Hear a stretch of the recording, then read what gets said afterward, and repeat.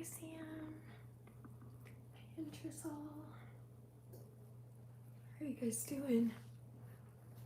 Oh.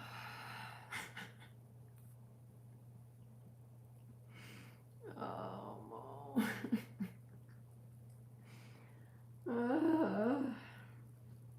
It's been a week, y'all. Hi, Gabby.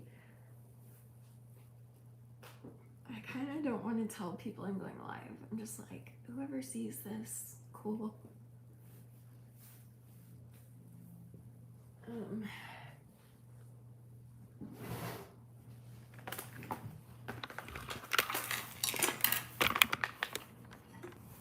But yeah, okay.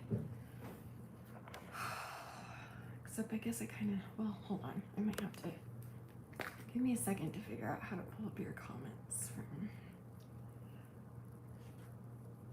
in an easier way. Give me a second. Just give me 2 seconds. How are you guys doing? Tell me about all the life and the lives and the liberties and the pursuit of the justices of the systems of when you're there to find it, to get it to be there, when you're there forever in holy matrimony of for it to be matrimonialized in the eyes of my companion. So Dr. Fauci is testifying in the eyes of the law. Okay, how do I do this? Could I send it to myself? Would that work?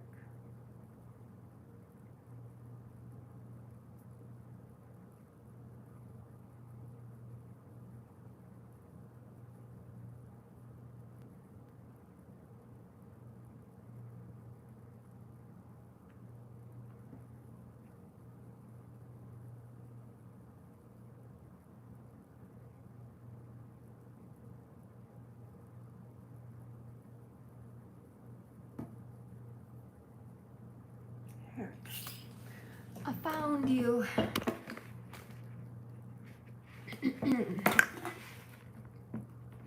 Hi.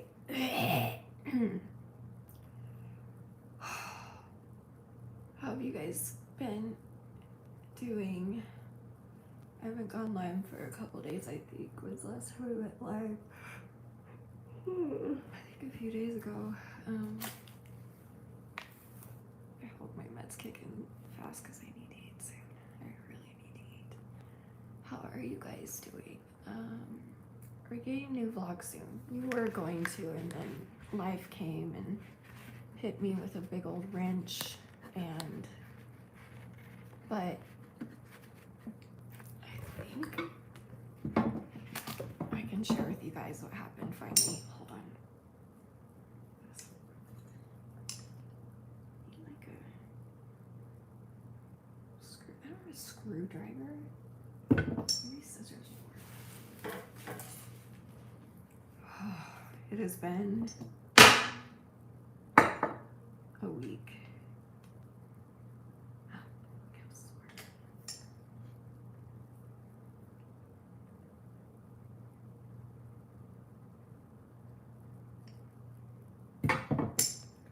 That's better. Nice. Look at that. There's no hysterectomy update right now.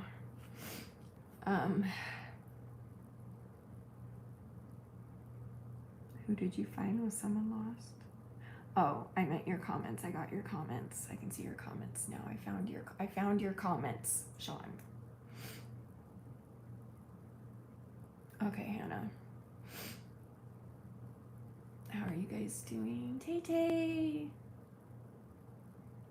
Aaliyah, Sean. Lishi, hi baby. I'm okay. Things are okay. Daddy's okay. He's at work right now. They're having a stressful time on set today. Yeah, I'm doing okay. Yeah. Oh, thanks, Daniel. But yeah, we're hanging on, and And we're here to be here for it when it happens, for us to have it be done in the society of our hearts until the end of time, until an hour from now. So we're doing pretty good over here. It's been a stressful week, very stressful week. Kayla's okay. She's not okay, but she's okay. She's getting surgery on Tuesday for her knee. She took me to the ER last night, thankfully. They gave me fluids, and it's embarrassing, but it's also kind of not like my fault. I don't know how to explain this, but sometimes not sometimes, this happens pretty much every time. If I get like super duper over stressed or worried, or it takes a big toll on my body, it kind of flares up a bunch of things at once, and it makes me feel like I'm about to die. It's really fun. So but I'm okay today. I'm just feeling very like out of it and lethargic, and I need to eat because they gave me Ativan, I think, or something before I left the hospital, and it made me feel so dizzy. I don't know if I've ever I thought I'd had it before. It made me so dizzy. I planned to come home and eat something, and then I just crashed when I got home. Like, I barely even remember getting home. Kayla drove me home, and I don't even remember. I don't remember getting in bed. I don't remember anything. It was the weirdest thing. And I've just been on and off sleeping all day and have not even had the strength to get up to get food. So we need my meds to kick in fast so I can eat, but I might sip on a V8 for now. The end is coming? Good. I'm ready. Jesus can come. I'm like, hey bro, I'm good. I'm fine with that. Can you come get us now? Like, just come and rescue us? Thank you. I would love that. Hi Phoenix. How are you doing? Oh, it's a benzo? Oh. Well, I didn't like it. Because today I still feel like it feels like I feel like mush, like nothing is working. It's weird. Like my muscles aren't, oh, that would make sense, right? Isn't that what a benzo is? I don't know. People abuse them. Yeah, I've heard that. I've heard that about them. I've never taken them because I take other medications that are not safe to take with benzos, and so I've never taken them before. I didn't know it was a benzo though. That makes sense now. Well, whoops. Lorazepam, yeah. Oh. Well, that's probably why then, because I don't take those ever, and so, yeah, it was really weird. Anyway, yeah, just stress, but so we went in because my stomach it's gone down now. I wonder if I could show you. Oh, you won't be able to see it from before. Okay, I'm going to show you. Trigger warning, this isn't me body checking or anything like that. If it was, I wouldn't be showing you this. It's not pretty right now, but who cares? It's beautiful because it's alive. But my stomach, how do I show you without like, hold on. Okay, so it's gone down a lot. Oh, it's gone down a lot. Okay, so normally my stomach is like right here. That's usually my waist lately. And last night, I kid you not, it was out to here. And it was so painful. It's finally going down, it looks like. Let me grab the V8 while I'm up.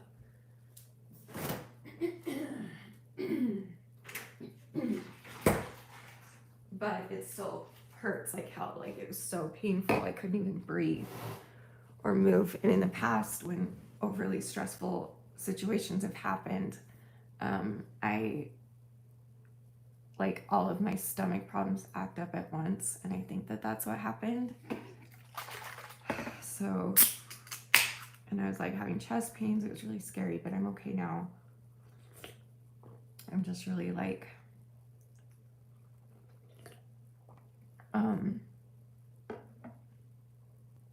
gosh, sorry, I really need to eat something.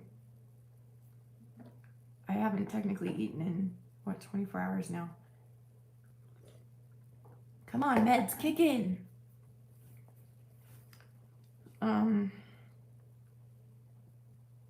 What was the question? What was I saying? Yeah, I think it was stress because my stomach has done this before, like when I get overly stressed. And you guys, some of you know from last week, I went live and I talked about that I got some really, it's my husband, hold on, some scary news. Hang on. Hi, dear. Hi. Yeah. Are you? Where? Oh, I'm just live right now. Where are you? Oh, good. Okay. Where are you? Oh, okay. Do you have the truck? Okay. Do you have something to eat here, or should I make something? Okay. All right. Drive safe. What text?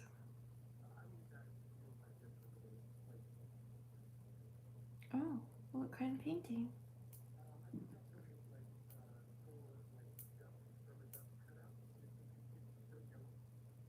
Mm-hmm. Okay.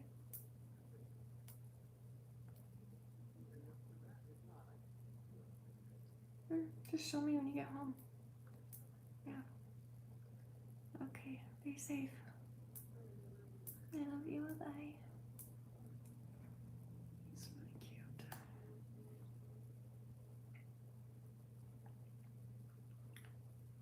Okay.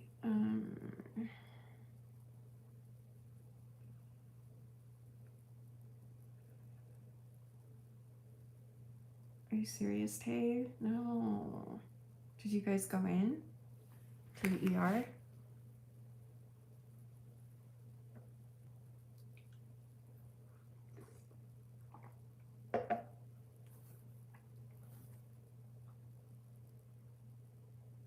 Hi, Paxton. Am I live selling? Sure. I don't know what that means.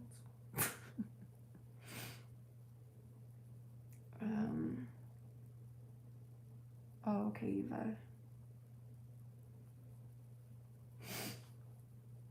So last week I got some really scary news, and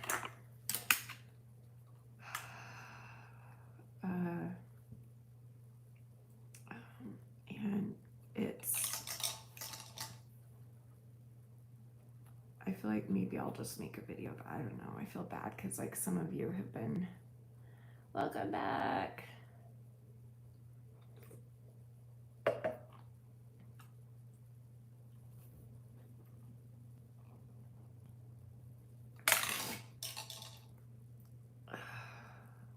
I'm sorry, I can't even think straight, guys. I'm exhausted. I can't even think. I don't like whatever they gave me. I don't like that. I feel very like mushy, like I don't like it.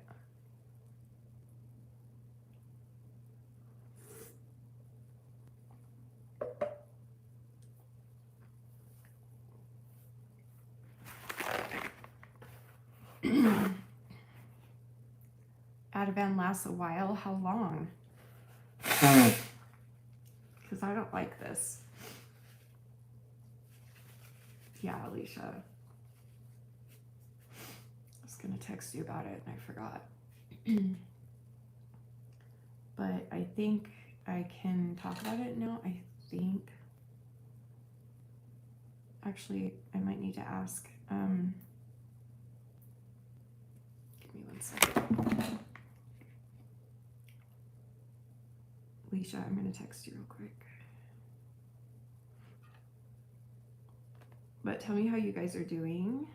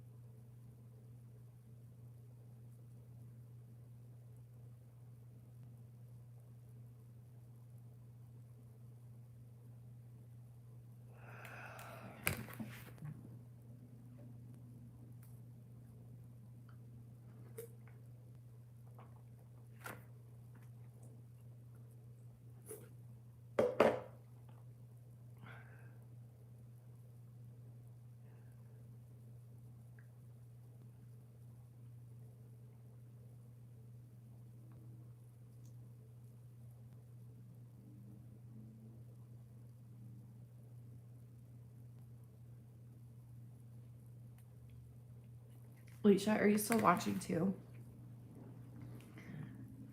I'm okay.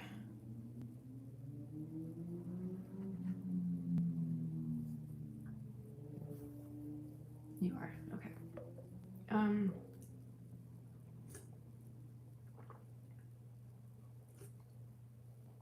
Well, the only reason I couldn't tell you last week is because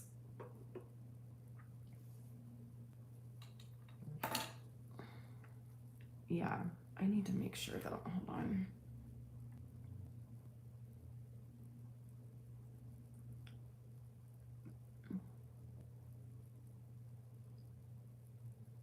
I don't know if she's still awake.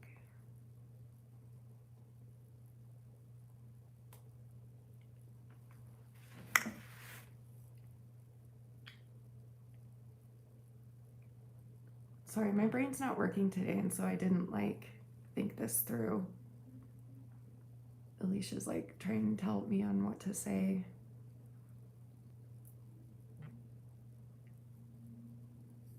Oh, they are? No, I'm okay. I'm fine. Okay. So we had a big oh gosh, I can't think right now. Sorry, I'm not trying to worry anybody. All right, I'm just like trying to figure out. I just know that this person didn't want me telling you guys yet because they didn't want my nieces and nephews knowing yet until they knew more, until they had an appointment with the doctor yesterday, which they did, and it was good news. So I'm pretty sure I can talk about it, but I've been dying to tell you guys just because I want to ask for prayers. But my mom has a brain tumor. Oh gosh. And we didn't know. I'm just not gonna look at you for a sec. We didn't know if it was cancer, so we didn't know she would need surgery or chemo or whatever until yesterday.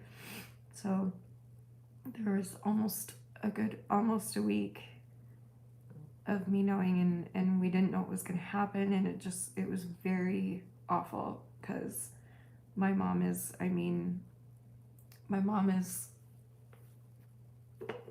other than Danny, my like everything.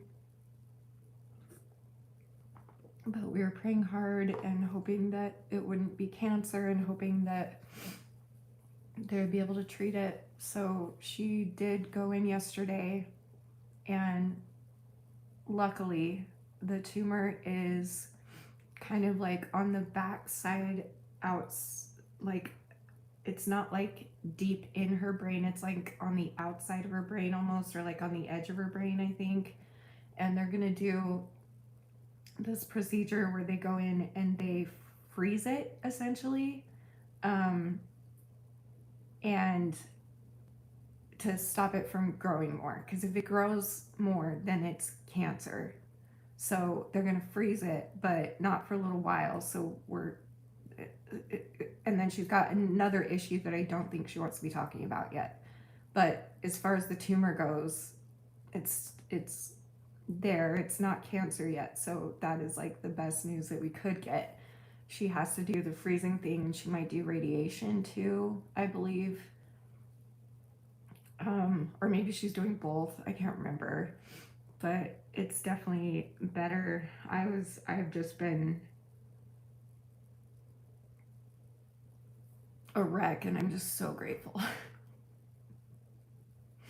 There's like videos of me sobbing about it because yeah, Utah's such amazing medical professionals. Yeah. I mean, I think that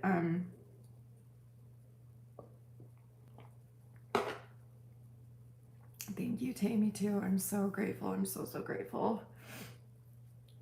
And I honestly, if I'm being honest, I think that this was a huge test of my faith, and like almost as if I was like forced into having faith again, which made me question my faith and what I believe in. And so like it's actually really good in that way. But yeah, not till she won't do that, the freezing thing till August. And then she's got another thing that she wants to take care of first that they found. So, but it's not cancer or anything. It's just something, a different problem with her that's sucks.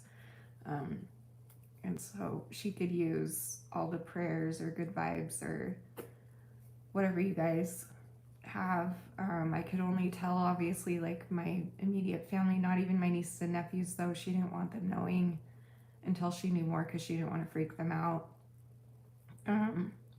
But now, it's okay that they know. So she said that I couldn't tell you guys until it was okay to tell the niece and nephews, which it is. So, I'm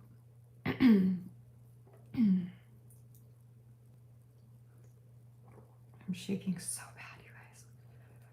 So sorry you've been having to hold that in. How are you handling it? I'm better today and yesterday than I was. I mean, last night it just all came to a head in my stomach. That's what happened, I think.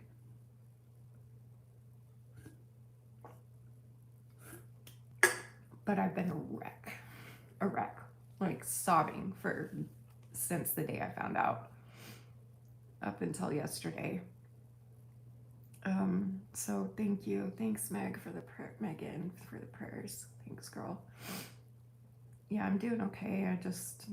My body's just catching up with all my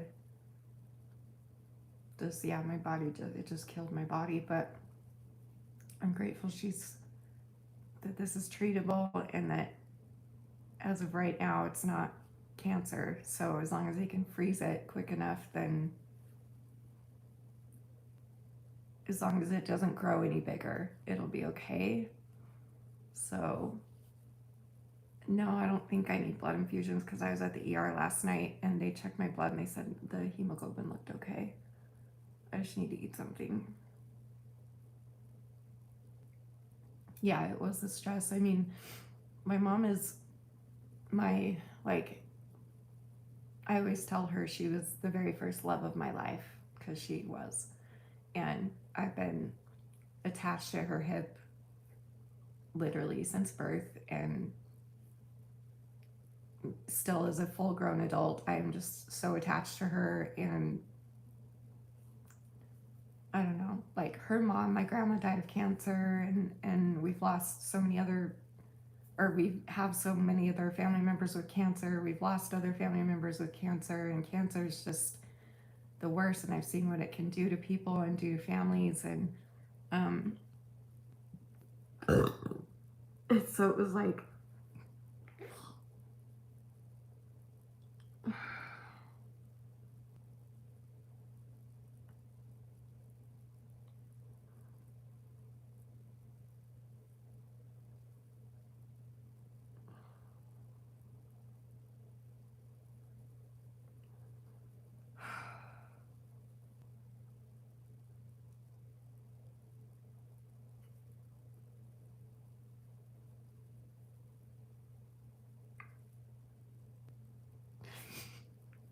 I'm very grateful. I'm just grateful that, like,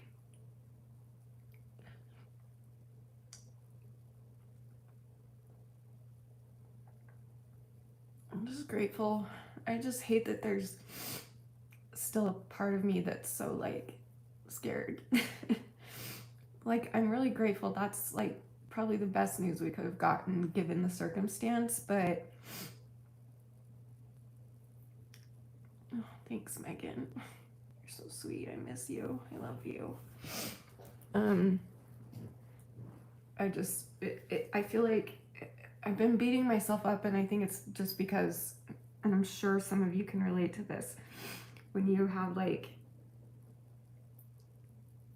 mental illness, everything is so like magnified. And so you kind of start to go crazy because you're just like, especially if you've experienced the worst before. Do you know what I'm saying? I can't even like put my thoughts together. I don't know what's happening right now, but I'm just like grateful. I'm just grateful. I'm so grateful. And at the same time, I'm still really scared.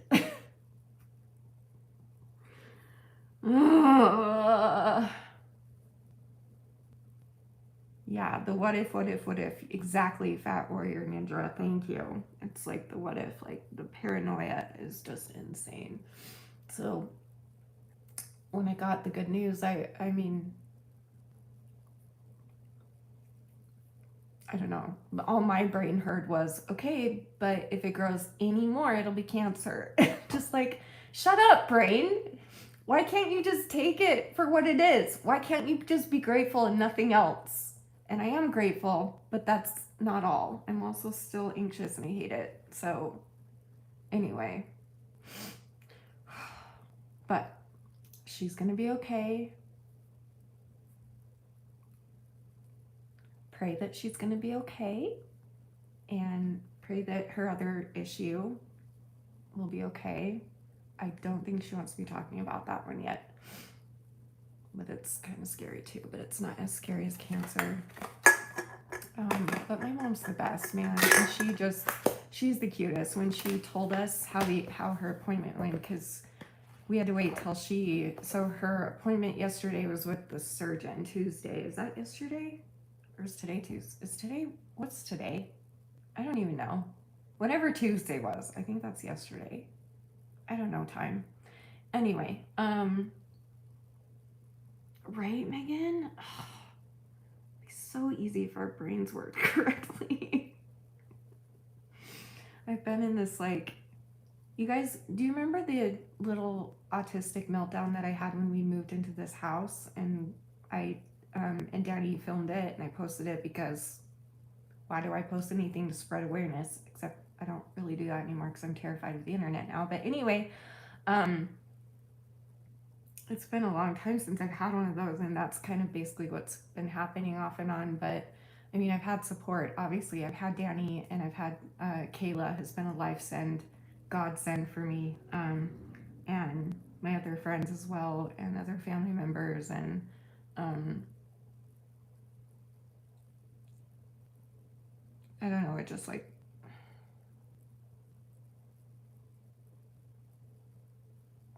it just scared me. Um, I think so, yeah, because you have PTSD and that's normal, and we just jump to the worst case, right? When you've seen the worst, you expect the worst. And so that's the other thing is that, like, I was beating myself up because my other siblings weren't like freaking out as much as I was. But that's because they're a lot healthier in their brains than I am. I'm really jealous of them about that. That's really rude that I didn't get that gene. Um,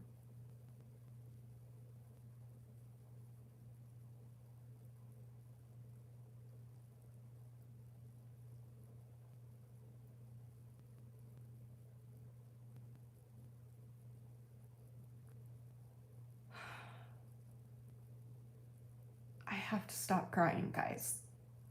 I'm not kidding.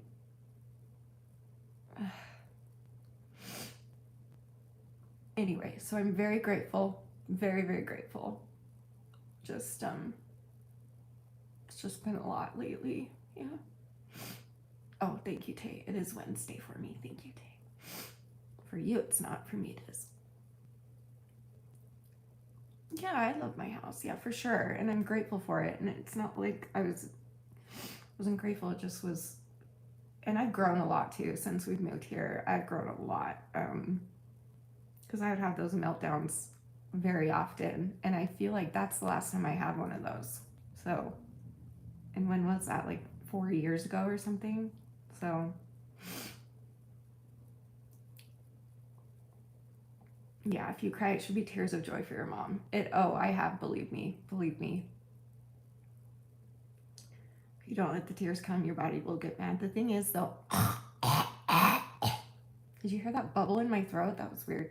The thing is, though, is, what was I gonna say now? Oh, shit. Um, the reason I don't want to cry is because I've only been crying straight for like a week now. And so and I don't cry often. It takes a lot for me to cry. Um, and then once it starts, depending on how bad the situation is, I can't stop, and then I get cry grains and stuff. So that's why I don't want to cry anymore. But yeah, it's just a confusing. Yeah, it's so weird because I'm so grateful and I'm also still terrified. And I think I just need to have a little bit more faith in what she's being told. And I don't know. Have any of you experienced anything like this where, like, you were just praying to whatever you once believed in or want to believe in or whatever? You're just so desperate to save a loved one that you're just praying your heart out, and then you get a good answer, but it's not like a, I don't know how to word it. You don't feel relief for some reason, and I don't know why. I'm grateful and I'm relieved, but I still feel scared. Here's the other reason. Okay, this is why I was freaking out all week. You guys know, oh my gosh, that I have this really annoying thing where I can like tell the future a little bit. It's really annoying. And I can like reach out to people on the other side and all that kind of thing. And like, you guys know that God gives me dreams when people I love are going to die, because I do not do well with death. I don't handle death well. And so ever since I was a little girl, um, usually a few weeks before, sometimes up to 6 months before, I would have a dream that somebody died and then they would die. And I think that was God's way of like preparing me and like giving me a warning so I could prepare for it, because that's how bad I do with death. And I had a dream about my mom 7 months ago that she died, and then it went away and I didn't even think about it. And then about, I don't know, 3 weeks ago, Danny can attest this, and so can Kayla, and so could Tay and Deb, and I had this overwhelming feeling that something bad was about to happen. And I've also had that before, not just dreams, but like I've also gotten that specific feeling when something bad was about to happen, and it always does. And so when I found out about that, I was like, oh, that's it. That's what this feeling is. My mom's going to die, and I just need to prepare for it. And so that's where my brain was at. So now I'm like, okay, well, maybe it just was a test, or to see how I could handle if she did or whatever. And all that proved was that I couldn't handle it. So that doesn't make any sense. I don't know what I'm saying. You've been there too. I don't know. No, I just drank a V8. I'm waiting for my Prilosec to kick in so I can eat something else. I need to eat.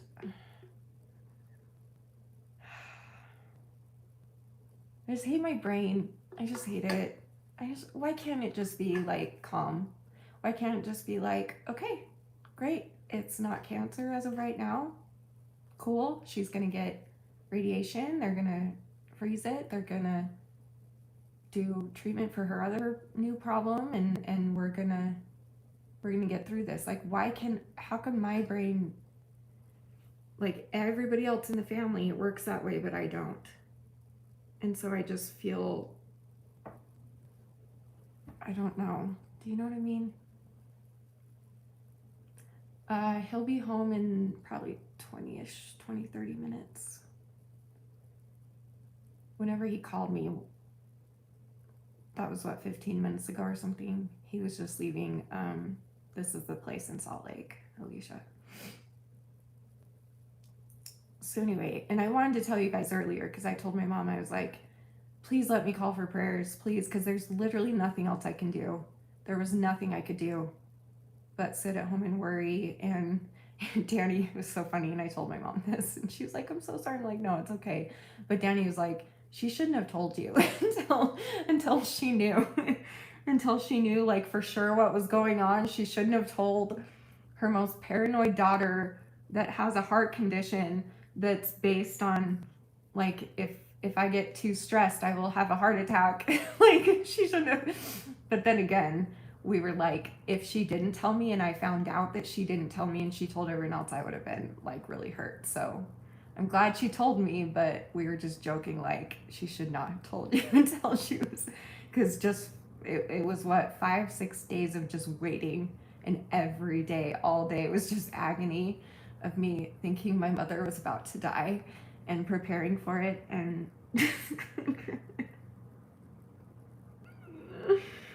oh, but like I said, it did lead to a pretty cool spiritual experience. I don't know if I should share that yet. Maybe I should make a video about that. I also have a little bit of video footage of me like crying about this and talking about it, and like before, like right after I'd found out the good news, the better news. Um, and I think I filmed something when I was freaking out. I don't remember. Anyway, um, thank you, Rachel. Jesus calling that says you fear the future because you imagine it without me there. Ooh, that gave me chills. Whoa. Hi, Michael. Yeah, don't try to be like your siblings. Be yourself. Yeah. I feel stupid and I feel crazy because I don't know. But I mean, my family knows that my anxiety is just. They have anxiety too. They do. Our whole family does. But like mine is off the roof, like off the charts. What was I about to say? I was going to tell you something. Oh, maybe I will share a little bit of. Okay, so the night before her appointment, Monday, I knew that day would be hard. Like Kayla wanted to take me out and do something, and but Danny was able to get off work early that night, so I was like, I'm just gonna be with him. She's like, yeah, totally understandable. And so he came home from work, and he comes in and he's like, hey, can I take you for a drive? And I was like, okay. So we get in the car, and I knew where he was. I had a feeling where he was taking me, so I was like, I have a feeling I know where you're taking me. He's like, write it down in the notes and we'll see if you're right. So I wrote it down. I was right. I just didn't get the right. I'll tell you in a second. So he drives me, and we get to the temple, one of our temples. And I thought he was taking me to a different temple that was just built near us that I have not seen yet. But he took me to the temple where my mom got married to Rob, my stepdad. And he pulled into the parking lot of the temple, and he just said, I had a really strong feeling from the Spirit as I was driving by this temple that you needed to come here and sit here in this parking lot and say a prayer for your mom. Because I don't pray for, like, I pray for her. I pray for other people. I never pray for myself, hardly ever. It's really hard for me to do that. I only pray if like something really horrible is going on and I'm desperate or something because I don't feel worthy enough or whatever. That's a whole nother can of worms that we could get into. But my faith has just been lacking so much, and I couldn't pray. And I told Danny, I was like, I can't do this out loud. He's like, you need to. You've got to do it. And I was like, I can't. I'm sorry. He's like, okay, then I'll do it. So he prayed out loud. And I just started sobbing, and I just remember I got this overwhelming feeling, like overwhelming, that was like, it's gonna be okay. And I don't get that. Like, I'm not like everybody around me. Everybody around me, I mean, I live in Mormonville, first of all, but also everybody in my family is conservative, and everybody is very like active in the church and very just very spiritual and in tune with God, and I'm just not. And I've always had trouble with that. And so to feel that was pretty cool. And of course, my mental illness part of my brain was like, oh, you're making that up in your head. That's not the Spirit telling you that. You're just telling yourself what you want to hear or whatever. So it's like, I just have to deal with that extra bug in my head that gets in the way. And that's why it's always been really hard for me to like hear the Spirit and stuff, if that makes sense. I don't know. I am what, Leisha? Anyway, but you guys, thank you for the prayers, because I did say last week that something was going on and I couldn't tell you what. and a lot of you were like, I'm praying for you or sending good vibes or whatever. I truly believe in the power of prayer, even though it's hard for me to get answers. I've seen it work. I saw it work when I almost died a couple years ago, with when I went septic with the C. diff, when I was in the ICU. Every doctor that talked to me and every nurse that talked to me told me I was going to die. And I just remember my whole family spread the word, and there were people, and then obviously we spread the word around the world, and there were people praying from around the world. And the day I went home from the ICU, the doctors and nurses were in shock. They were like, you were not supposed to walk out of here. And I'm like, so I believe strongly in the power of prayer. And then a week later, I had a heart attack, and then healed from that. I'm gonna get some sugar for now for a minute. Anyway, I'm just rambling. I'm sorry.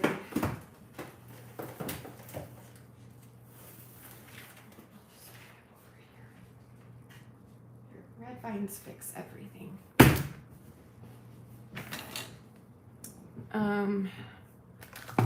Yeah, I was septic. I was like on the verge of death. I almost died. I was literally like minutes away from death. But luckily we got in just in time. But then by the time they got me in the ICU, after I think it was 2 days in, that's when they were like, it is not looking good. Anyway. So it's like, I have this wonderful, sometimes scary intuition with like the other side, and I get premonitions and stuff, but it's always been really hard for me to just directly ask God for things or go to God for things, or it's like I don't feel worthy enough or something, which is something I'm really working on. But man, that was magnified this past week, like that fact. And so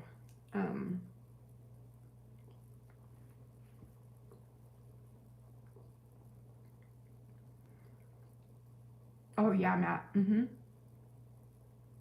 Oh yeah. No. By the time I left, they all said that. They were like, we didn't think you were going to survive. There was no way.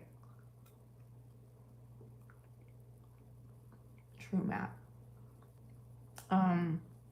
You didn't die because God is not done with you. He's who inspired you to start your channel so you can inspire others. Very true. That's very true.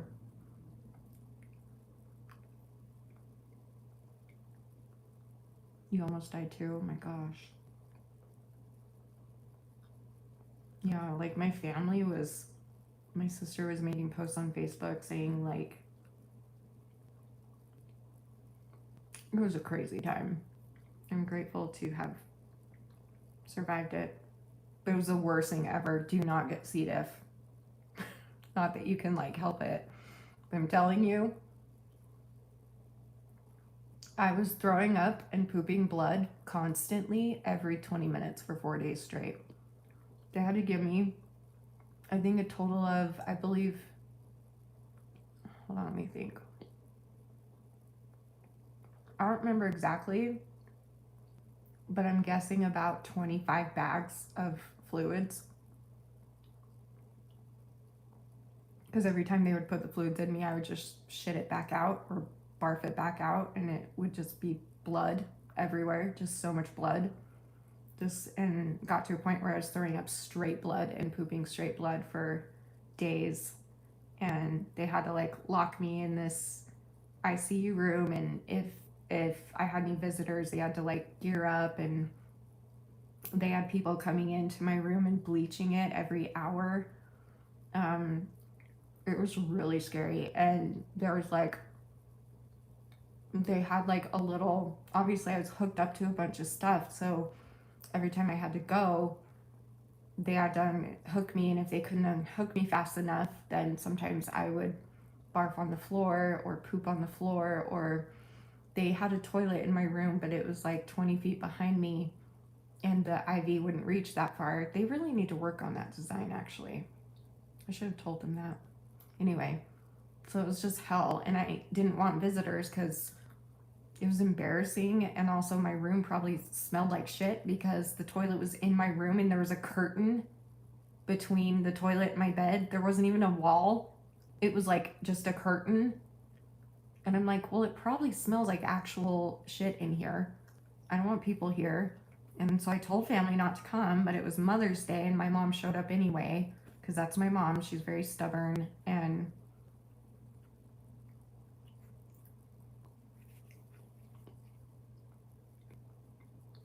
it was a horrible experience. I made a whole video if you want to go watch it. It was the worst. It was the worst medical thing I've ever been through in my entire life. The heart attack was the worst pain I have ever had, but it only lasted for a couple hours, you know? This was like torture. Do not get it. Not that you're planning to get C. diff, but like, if you're thinking of planning on that, don't do it. You can't plan it. It just, never mind.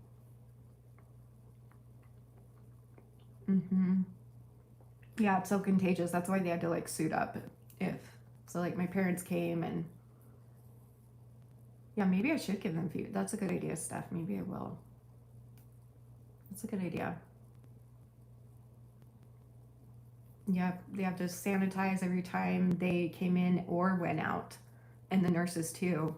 Every time they came in and checked me or gave me something or whatever, when they were leaving, they also had to sanitize. So they had to sanitize everything before they came in and then do it again after. And they always had a mask on and the body thing, the bodysuit thing, and it was crazy. So, why was I talking about that? What were we talking about?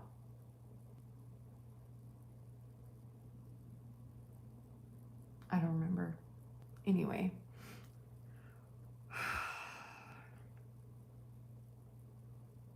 Yeah, maybe I should call them though and just be like, hey, it's been a few years, but I should have told you guys this. Ugh,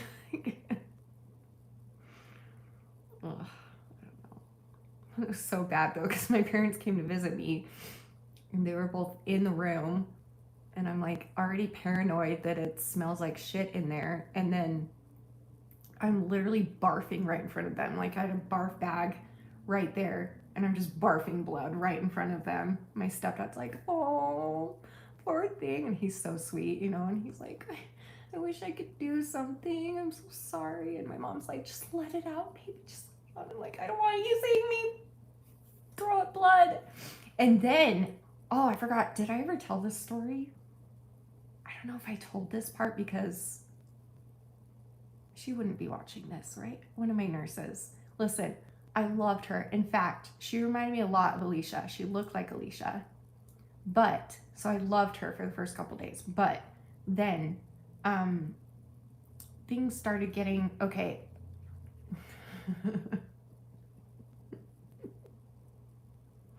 Maybe I shouldn't say this. I don't know. But I ended up getting so angry with her because we were talking about, we were talking about, because she's a mom, and we were talking about how I always wanted to have kids, but I can't. And then in that conversation, I was like, I said something along the lines of, have you gone through menopause yet or perimenopause? Because she was around my age, maybe a little bit older than me. And she was like, yeah. And I'm like, so what are the symptoms? And she's like, well, tell me your symptoms. So I told her my symptoms because I feel like I've been going through premenopause for a while now, but I didn't know. So I told her, and she was like, oh, you're going through full menopause right now.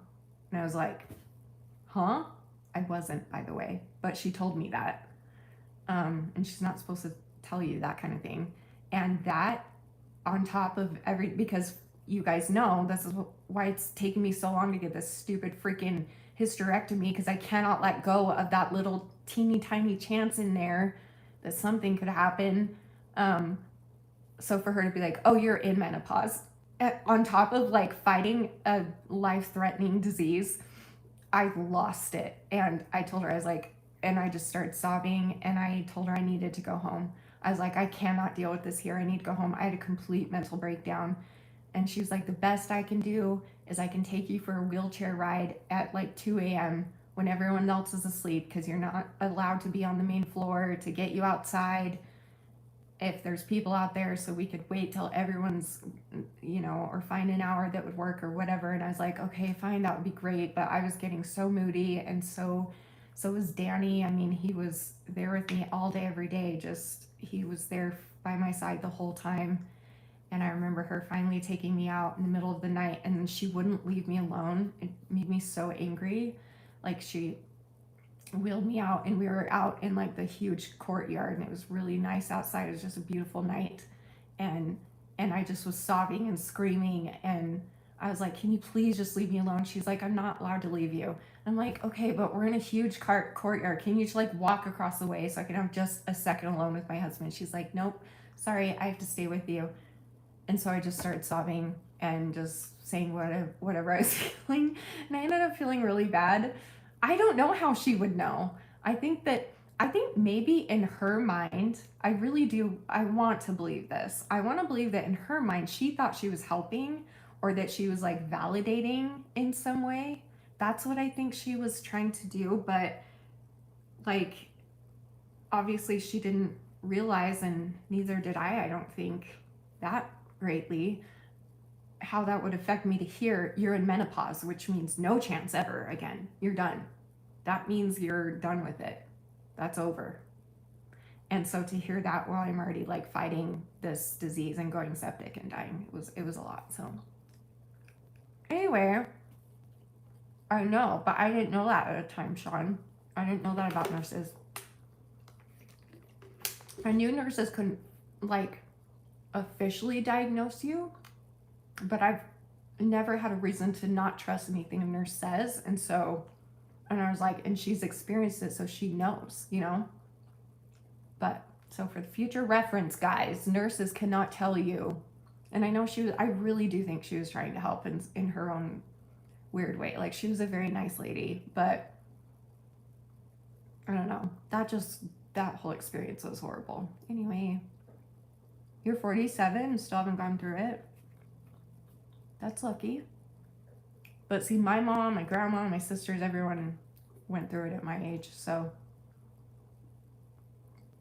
yeah, she could get in trouble probably.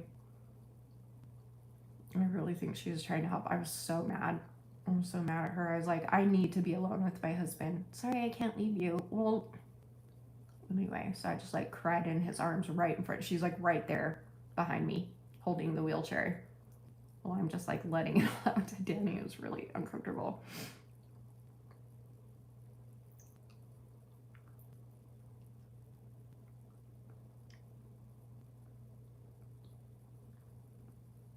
Wait, what's this plan for, MC?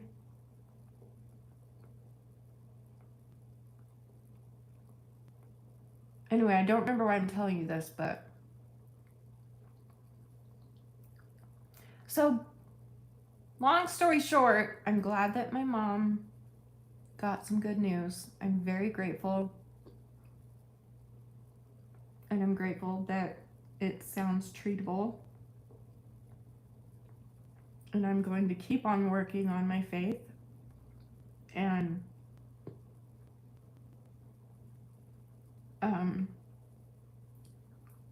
the only thing, Mom, are you watching? Is Mom here? Mama, are you watching? I doubt she is, because I didn't tell Instagram I was live. So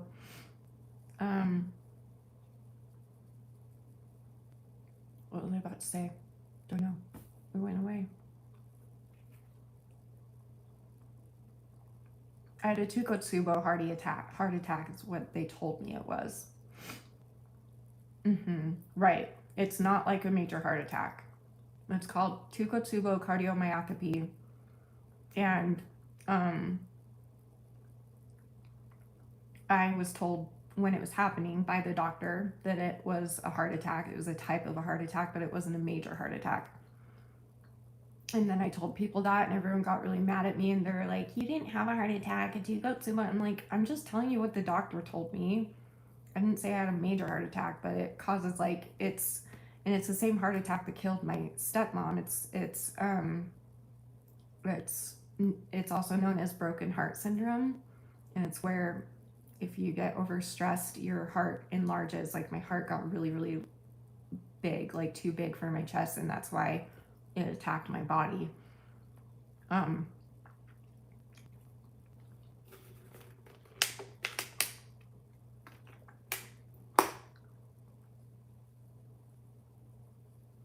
Oh, to reduce the risk of C. diff. Yeah. You can get it from too many antibiotics or something like that, or the wrong antibiotic, or like a bad, yeah, something with antibiotics, or you can catch it. We still don't know how I got it. We still have no idea.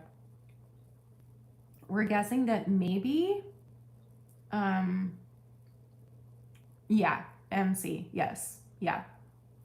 But people were furious at me that I said heart attack, and I'm like, I'm just saying what I was told. And then I learned even more about it. I mean,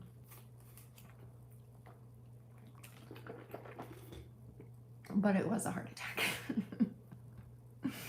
It just wasn't a major heart attack. It was a different kind of heart attack. And I can say that because unless you've experienced it, it was awful. Plus every nurse, the EMTs in the ambulance, everybody told me.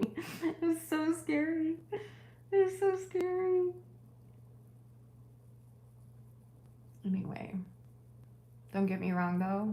I'm so grateful it wasn't a major heart attack. It wasn't like my arteries were clogged or anything like that. Like that is so scary. The only sucky thing, and they said that this is why it hurt so bad, was that one of the other differences between the Takotsubo heart attack and a major heart attack is that usually with a major heart attack, and I know this because I have several family members that have gone through this, it knocks you out. That's how painful it is. Like it knocks you out, and you stop breathing and stuff. Like it's really scary. And like my cousin, her husband had a heart attack, who's a doctor, by the way. He had a heart attack right in front of her, and she knew to give him CPR, and thank the Lord she knew how to do that because she did it and saved his life. He would have died right there. But what was I gonna say? Oh, the only sucky part about the Takotsubo one is that you don't, or at least in my case anyway, because a major heart attack is so painful that it knocks you out. The Takotsubo is like almost as painful, so it's like really bad pain, but it doesn't knock you out, and so you're just in this horrible pain. And so it kind of felt like I literally could feel my heart expanding. I couldn't breathe. There was no room to breathe. And I also just remember it felt like I was being stabbed, and it felt like somebody who weighed like 300 pounds was sitting on my chest. That's all I remember. And I just remember screaming and crying to God and begging for forgiveness. Like I thought I was dying. Like I was telling, like, I'm so dramatic, but that's how it felt in the moment. It was so scary, especially because the freaking EMTs, I mean, bless their hearts, they were the sweetest guys. They really were, but it was really embarrassing. I didn't have pants on. It was a whole thing. It was really crazy night. But anyway, they did like an EKG on me right there in Danny's room, right where it happened. And when the EKG was done, they both kind of like looked at each other, and then they like started talking in code to each other. And I was like, "What's up? What's going on?" And they're like, "Don't worry about it. Just breathe." And I'm like, "No, I saw your face. What is it?" And then that stressed me out more, and then that made it hurt more. That enlarged more, like, because they were like talking in code, and later they were able to tell me that they were saying, yes, she needs, like, her heart's not okay. So it was really crazy. Anyway, apparently period cramps are as painful as a heart attack. I don't know. All I know, oh my gosh, it was the scariest pain I've ever been through. I'm like laughing right now, but I'm telling you, oh, girl, in the and I remember trying to make myself throw up because I had just taken my nighttime meds, and I was worried that the meds were gonna like hurt me. So I remember literally trying to purge. It was a like, I don't think I told those details before. Sorry, trigger warning. The heart muscle gets stunned from extreme amounts of cortisol. norepinephrine, I don't know how to say that, etc. I've only experienced sinus tachycardia, and you feel like you're running when laying down. Yeah, that too. Yeah, maybe MC. I don't know. But the pain, oh my gosh. It felt like someone was stabbing me in the chest. It was so scary. I knew I was dying. I was probably being overly dramatic, but it was really scary. Anyway.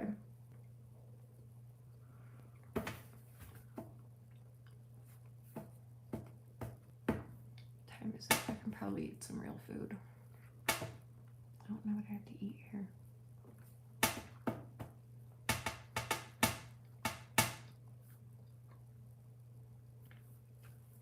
Oh, okay. Tukotsubo looks like a heart attack on blood markers and EKGs. Yeah. So what they did was, I still have the scar. You can barely see it. You can't see it. It's like right there. You can't see it. So what they do is they have a needle that's like really thick. So like, imagine a normal IV needle. It was probably 4 or 5 times as thicker than that. So it was a big needle, and they put it, like you can kind of, if the light, hold on, I don't think it's gonna work. It's there. Anyway, so they put it in there, and you're awake, by the way, the whole time. But they give you something that's supposed to like calm you down and relax you. It's not like propofol, but it's something that kind of relaxes your body in that way, except you're a little bit awake still because you need to be awake for the test. And I remember that whatever they gave me didn't work at all. So I was like really anxious the whole time. And Freddie Mercury was my nurse. Not the real one, obviously, but a guy that looked just like him. So I started calling him Freddie Mercury. Anyway, so they put the needle in there and they trace it all the way, and they go in and look at literally everything. And there's this huge TV screen, and they showed me exactly what they were doing. And so that's when the doctor was like, we were going through every little area. And then when he got to the size of the heart, he's like, yeah, this looks like a Tukotsubo heart attack. And I was like, what does that mean? And he's like, it's not a major heart attack, but it's a different kind of heart attack, and it's caused by stress. And I'm like, oh, okay. It was really weird. I know I need to eat something, I know. So my heart muscle still enlarges. It's not constantly enlarged, but I do have episodes still if things get too stressful. And that's just something I'll probably live with forever, and that's okay. But we've like figured out ways to deal with it. It happens a lot, not a lot, but it happens every few months. And then sometimes I'll have like little, like I can feel it starting to happen, like if I get too stressed about something. And so, but we've really worked on it hard, me and Danny together, and my family and everybody, like to calm me down. My friends know how to calm me down. Like I know how to calm myself down now. So it's really like a stressful type. Del Taco sounds good. Maybe I will. We'll see. You know what's really good? They have really good burgers, and I had no idea. It was Dairy Queen. That's not a Utah thing, is it?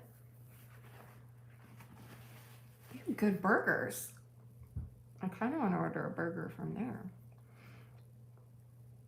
But maybe I'll eat some I think I have some tuna left in the fridge I could eat for a minute.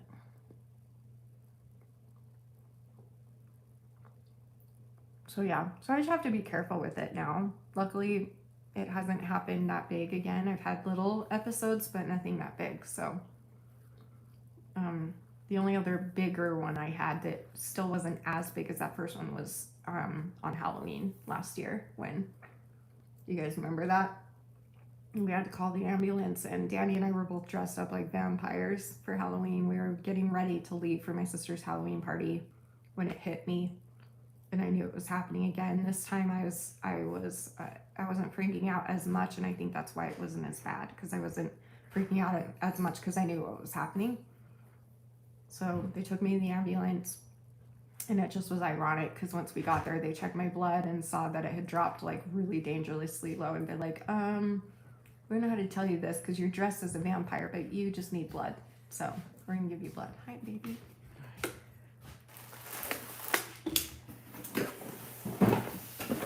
I already called him, so.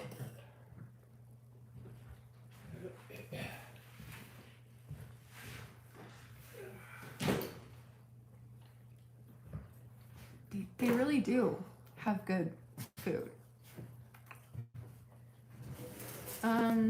Yeah, Entresol, yeah. Yeah. I'm about the same that I've been for a little while now, but yeah.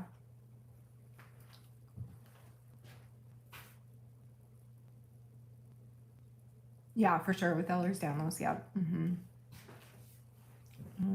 Wait, what's wrong with next? I found a place that's going to test me for Ehlers-Danlos. Oh, good. Good. Let me know how that goes. I have to do that test. I don't want to.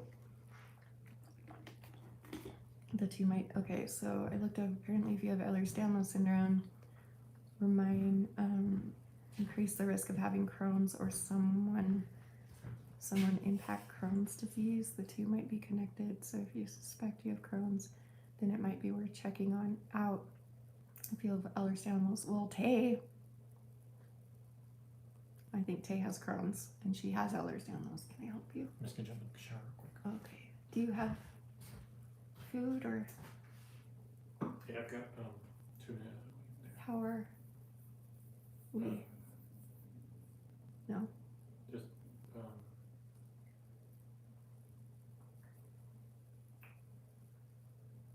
other. I might order. It won't. Huh. Hold on, guys.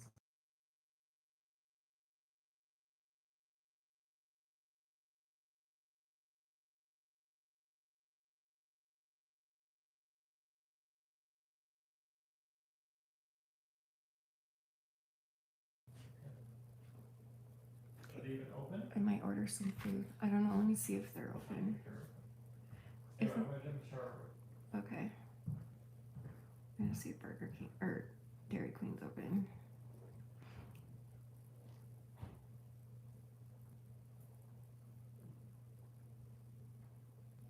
Dang it, they're closed.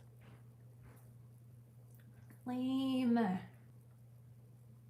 Dairy Queen's closed, guys. The world is over. My life is so hard. I hate myself. Anyway, yeah, Tay. That would make sense though for you.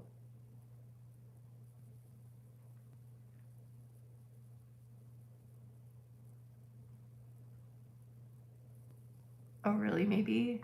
Yeah, I've heard it's awful. My cousin had it. All I know is I don't know the ins and outs of it very well because she's sort of a distant cousin, but she could do Burger King again. They were pretty good. That chicken sandwich was actually good. It's still buy one get one free.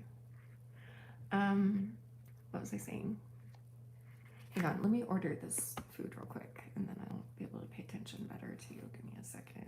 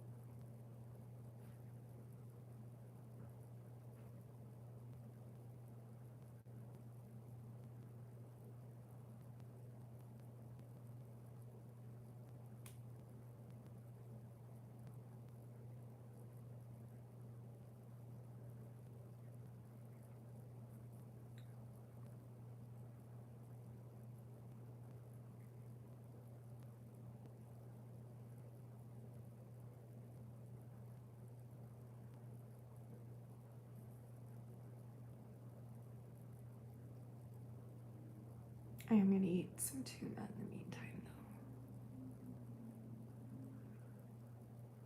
though. Okay.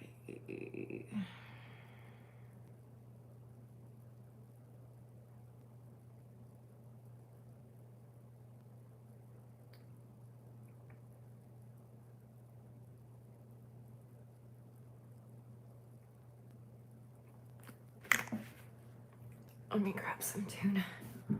Whew.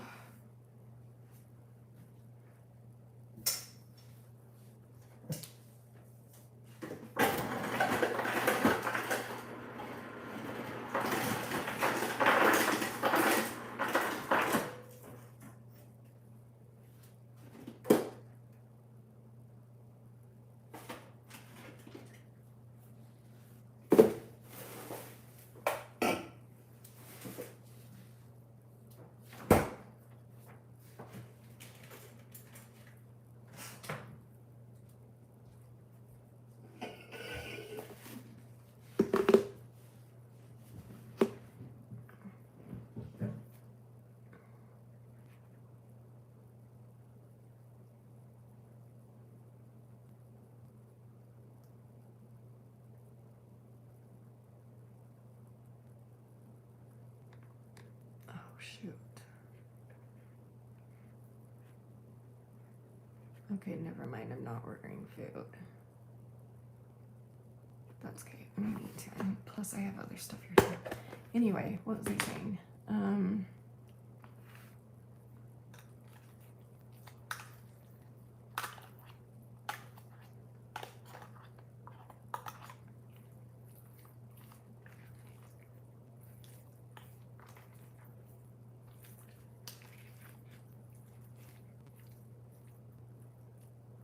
Let's see what's in my freezer.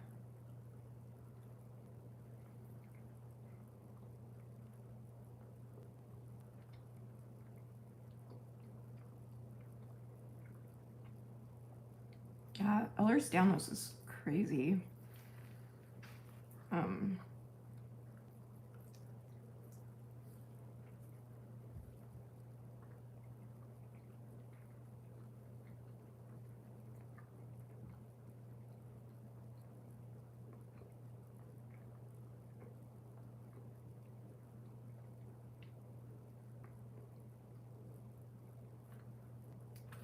wonder if I should, if Danny's hungry.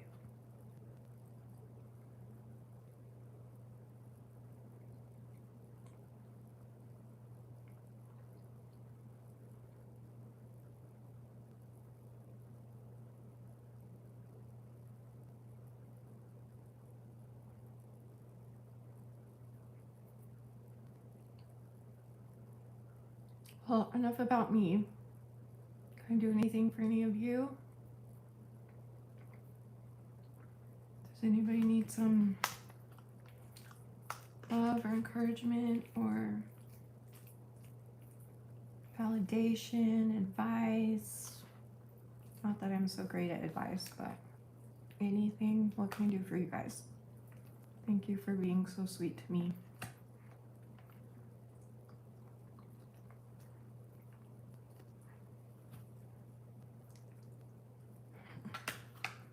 Except for dance, because I don't dance, even if I tried.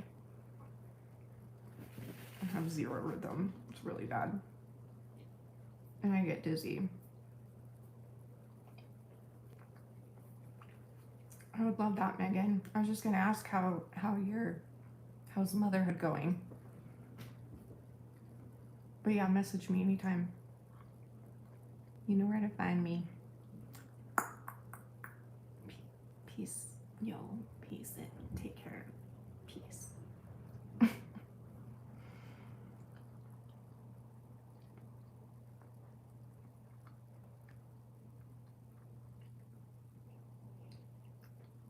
Can you guys see the video of a lady talking about how so my pelvic floor collapsed and all my organs fell out? I'm assuming she has Ehlers-Danlos, right? Ehlers-Danlos or eating disorder? Which one? You said ED. I can't imagine any other reason that would happen. She said it was such a cheerful tone too. It was hilarious. The comments were absolutely hilarious. How do I look that up? Could you like send me that video on Instagram? We could watch it together. I want to see it. I wish I could be like people like that. They're like, I have cancer, but everything's gonna be great.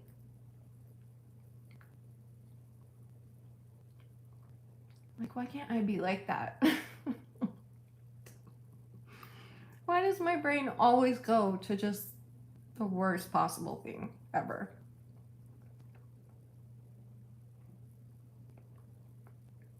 Okay.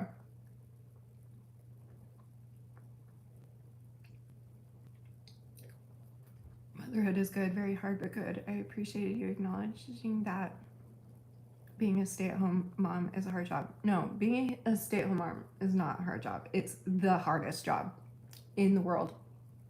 I'm sorry. I know I don't have experience with this, but I've witnessed it in my family. Being a stay-at-home mom, being a parent is a hard job because it's a 24/7 thing, but being a stay-at-home mom is the absolute hardest job you could ever have. You don't get a break. You don't get to just sit still.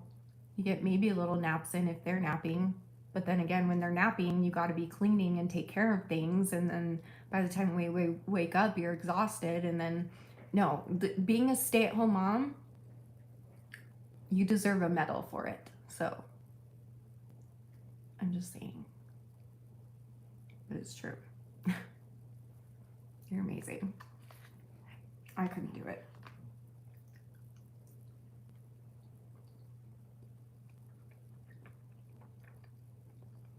That's so cute. She didn't really talk about it in the sense of overwhelming positivity. She just talked about it like it was the most normal thing ever and had a very cheerful, upbeat tone. That's so funny. Yeah, I want to see that video if you find it.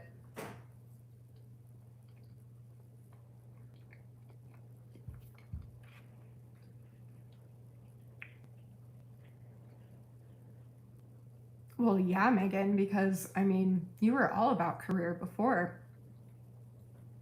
That's why, I don't know. I mean, I've always been proud of you, but I'm proud of you in a different way now because I know how hard this must have been for you. This is a huge adjustment for you. And yeah, like, you're not the only one. So many moms feel like they say, I'm just a stay-at-home mom, as if it's like, it's not a big of a deal. Everyone else does it. It's not that hard. No, it's, I don't know. That's why I get angry when I see like in a quote unquote traditional household where the man goes to work and the woman stays home, takes care of a kid, and then the man gets home and he's like, oh, I'm so exhausted from work, and you're just like, shut up. It is such a hard job. You can't sit still. You don't get breaks. It's not only physically demanding, it's emotionally and mentally demanding and draining. And it's so hard. And yes, you get those little moments that make it worth it, but it's really, really hard. Moms do not get enough credit in this world. It's incredible what moms do. Moms are amazing. Yeah, send it to me on Instagram.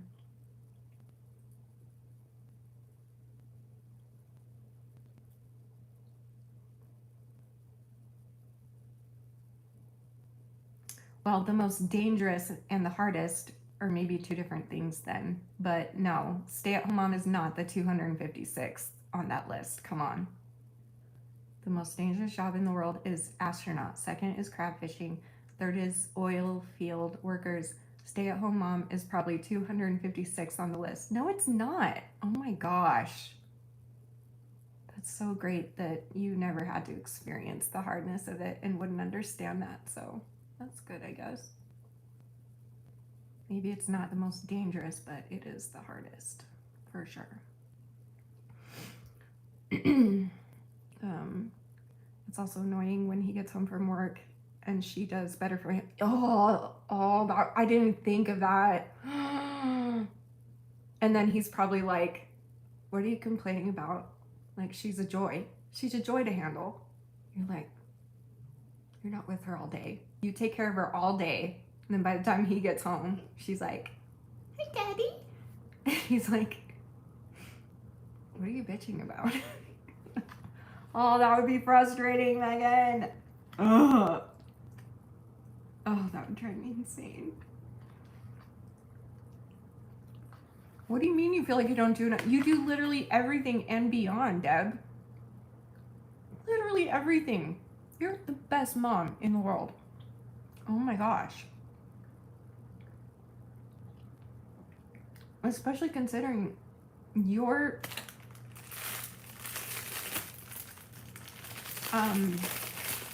son is an adult now. He's in his 20s and you're still taking care of him because he's got his health problems. Like, you're the best, most dedicated mom in the world.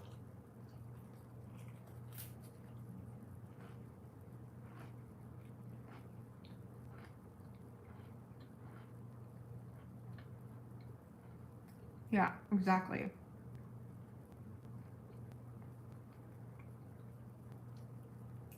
Yeah, the mom guilt. I can't imagine. I've heard of it and I believe it. I see it, but I've never felt what that feels like and I cannot imagine. And I also hate it when you see like other moms shaming other moms for how they're parenting their child. Listen, a mother knows what's best for their child. If the mother loves the child, that's all they need. They will know how to take care of their child. Every kid is different. Every situation is different.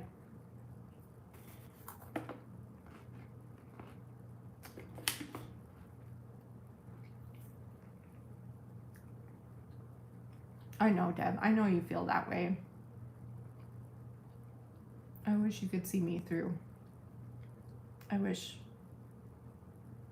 you could see me through my eyes. Did I say that correctly? No, I wish you could see you through my eyes. That's what it is. That one.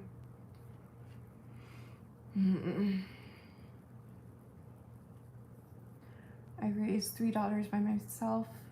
No woman. Working father is 8th on the list because we are the provider protector. That's awesome. That's awesome that you raised $3 by yourself. That's amazing. That's amazing. I mean, it's hard for men and women in different ways, but with women, we're just kind of naturally wired to be more, a little bit more emotionally invested. So it's not like men are kind of more wired to deal with hard things with logic or just like, I don't know, but like a mother can literally feel her child's everything. And so, you know, I don't know. They have it harder in both ways are hard. I'm not saying it's not hard to be a stay-at-home dad either.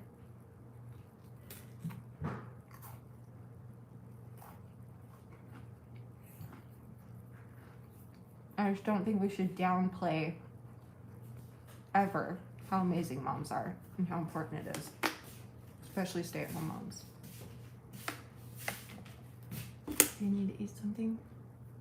There's some string cheese inside. Do you want me to make you a sandwich real quick? No, I'll save it for later. I don't want to do cookies. Be back.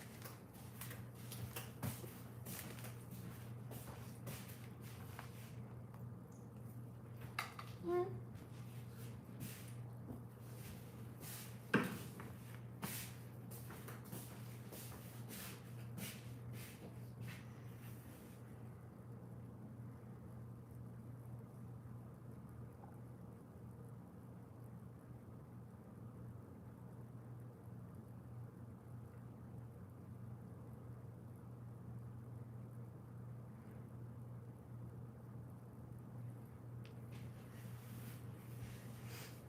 I have to mute you guys again. Hang on 1 sec.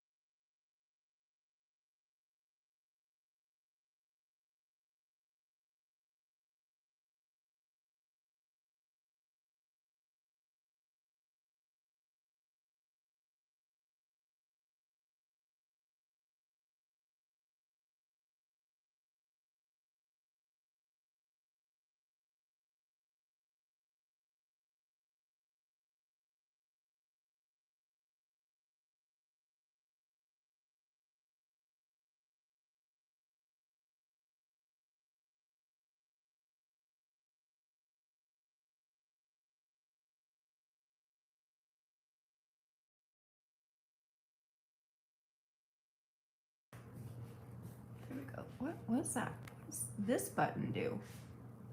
Choose a sticker. Q&A poll countdown. Wait, what? Can you guys see this? This question thing? Let's do eating disorder questions and see what this does. What is, I've never seen this before. What's happening? Did that do anything? I don't see it anywhere. What the heck?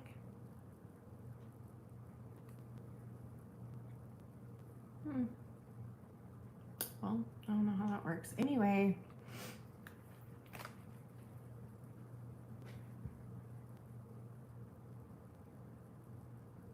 I know, Deb, I know. I know you're worried about that. And sometimes life just goes that way for some people, but there's nothing you did wrong. Yeah, we've got that nurturing side, but we can like, just feelings are a little bit different, you know? It's kind of just different in both ways. I feel like men are able to be a little bit more stable and like, well, I don't know how to say that. A little bit more like I mean, they do, but not nearly as much as women, like let their emotions get to them. And women, a lot of stay-at-home moms and moms don't have a choice. They can't let it get to them, but it is there. And so they're constantly like having to fight it off, you know? But when you have a job, you can't take a sick day from being a mom, you know? 24/7, 365 a year. That said what, Deb? I forget what I said, but you're welcome. I don't remember what I said. I look like Anna Taylor-Joy. Who is that? Do I know who that is? Oh no, I lost my brother and my mom lost her son, and I think that would be incredibly hard for her. I think moms do their best. It's their first time being a mom, and they work so hard and try their best. Oh my gosh, I'm so sorry for your loss, Margaret. Can I ask what happened?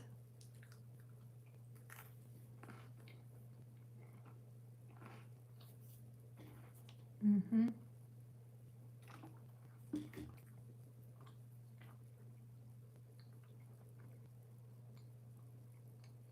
Yeah. If your child is sick and you're also sick, guess what?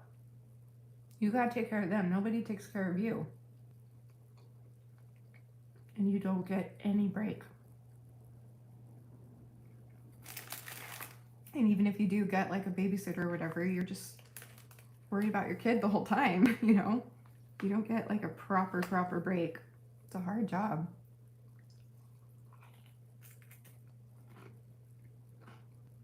Oh, really, Rachel?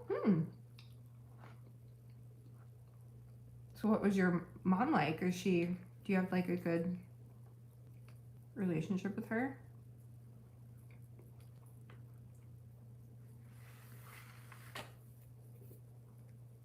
Oh, okay.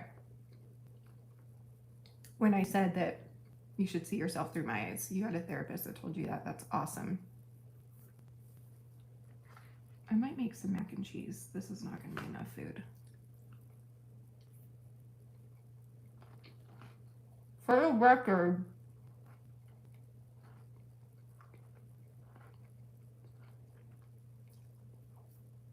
never mind. We won't go there.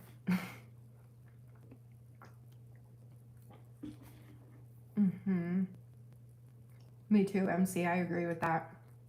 I love when men cry. I mean, it's sad to see anyone cry, but I think it's awesome when they can let their emotions out like that.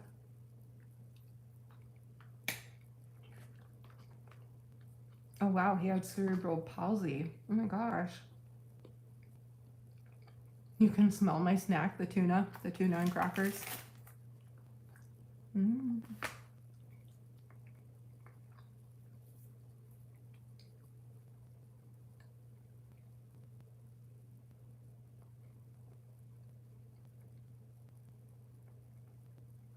Wait, so you lost your dad too? Wait.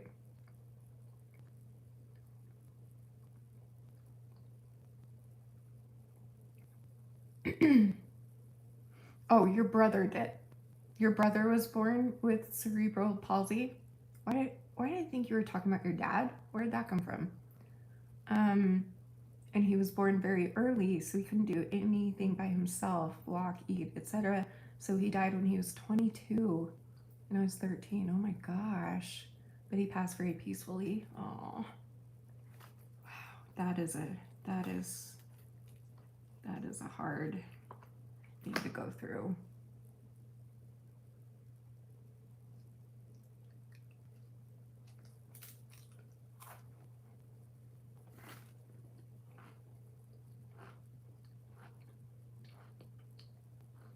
To who, Rachel?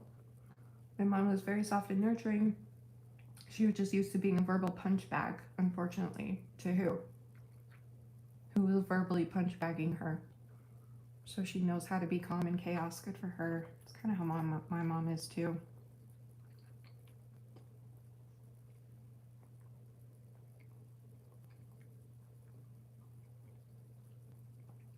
Right? I can't imagine being a stay-at-home mom to a disabled child. Lower child with very high needs and then potentially other children. Also, imagine being a stay-at-home mom with postpartum depression. Oh, it's so sad. Have you guys seen that? Do you guys remember that case where the lady, she had just had a baby. I think the baby was like,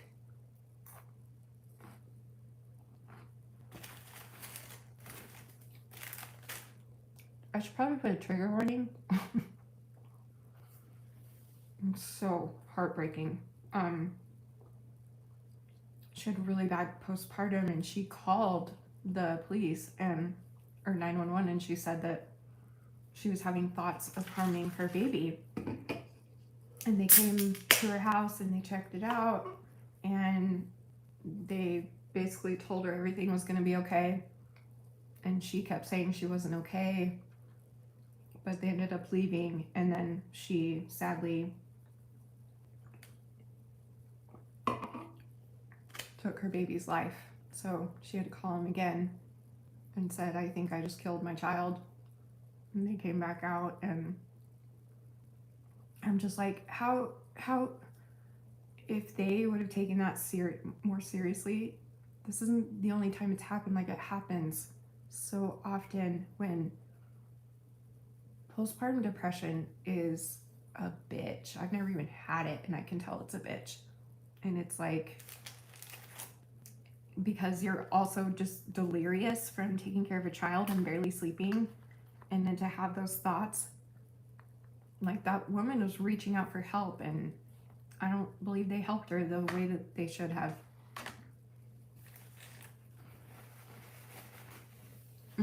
Yeah, the police officers were crying. Yep, the one that found the dead baby. So sad. And I was like, if the first people would have listened to her and like taken her in to a psych ward or something,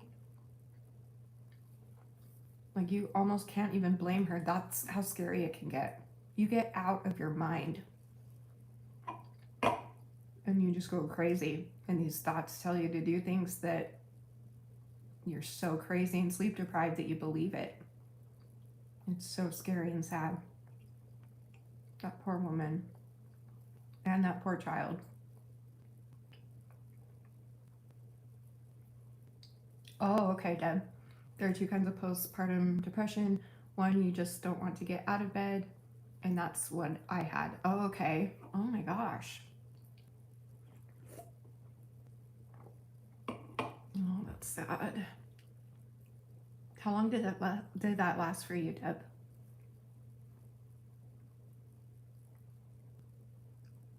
Isn't it crazy what our minds can do?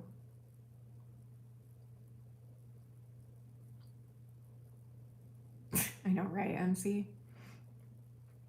I just wish that some countries, America, didn't make getting sick put you in debt. I really, really hate authorities that don't intervene when someone is directly asking for help. Yeah, she was like, I'm going to harm my child. They went and checked her out and they're like, you're gonna be okay. It's fine. It's just a little depression, you'll be okay.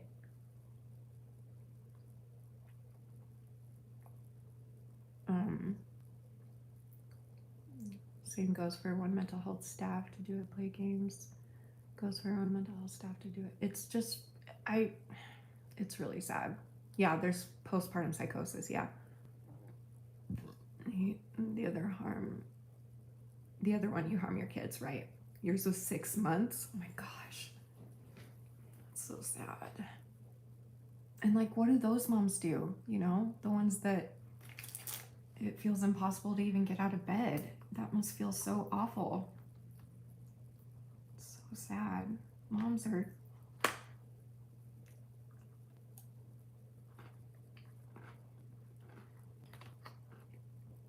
Even just what a woman is capable of, just being a woman, is incredible. Our bodies are incredible. But that's why harder things and bad things can affect us more, or in a deeper way or something. I don't know how to say that. Hi, NZB. Yeah, Margaret, for sure. You hear stories like this all the time, right?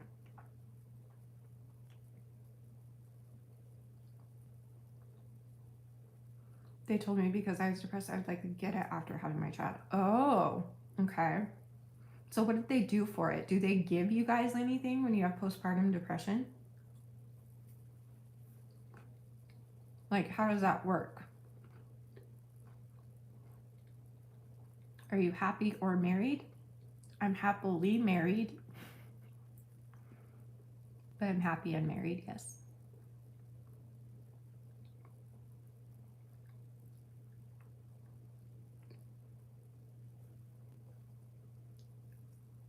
Right. Mental health staff, they tell you that you're supposed to reach out to them during crisis, and yet when you do, they don't know how much to help you unless you've already tried to harm yourself. Yeah, they don't do much to help you unless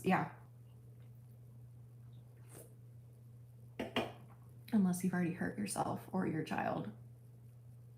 And for that poor woman, like, it happened in an instant. I mean, it literally makes you go crazy. Like, actually, like, literally crazy. It's really sad. That woman has to live for the rest of her life, right? And it could have been prevented if she was taken seriously. Exactly. I don't know if I could live after that.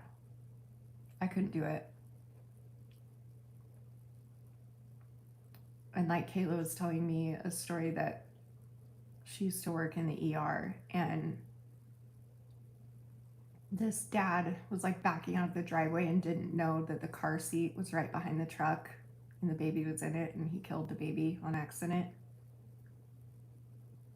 If that ever happened, if I ever like, I couldn't live with that. I couldn't even. I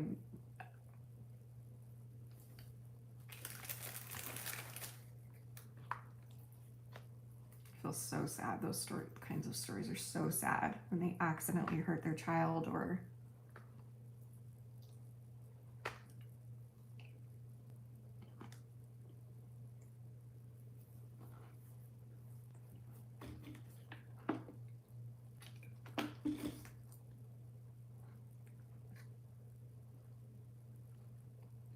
Okay. No, I couldn't see you hurting Alex. So they just put you back on your depression meds? And that helped?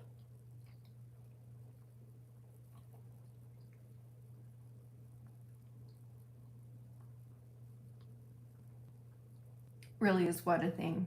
Being happily married? Yeah. It's incredible. You guys should try it. It's like the coolest thing in the world, in my opinion. I love it. I love my husband.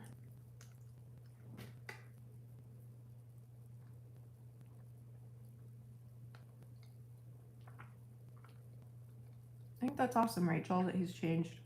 I believe people can change. I really do.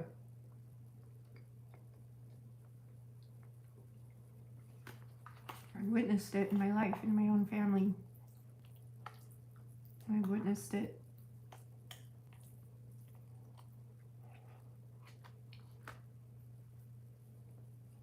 Do I ever fart? No. I literally can't. I'm not kidding. We don't need to get into that. I have gastroparesis. I can't poop or even fart without an enema. So I actually don't, unless I'm on the toilet with an enema, which you're welcome for that information. But you asked, so whatever. That is shitty, I know.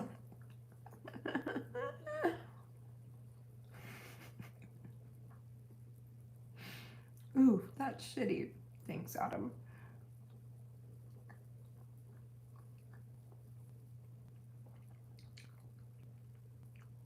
Marabou milk chocolate. Wait, what are you talking about?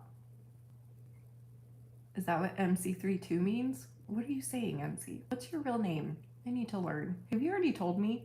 You probably haven't. I've forgotten. You're gonna have to keep reminding me till I learn it. I went in because I was experiencing flashbacks and was basically told that I'd be okay. I ended up figuring out how to deal with it, but I didn't even get follow-up appointment. One clinician thought that I was just trying to skip the line or get some attention, so he was very angry at me. Are you serious?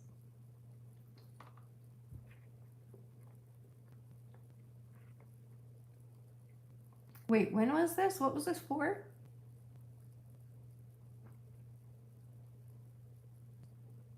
Highway. I know. People don't get notifications anymore and it's really annoying.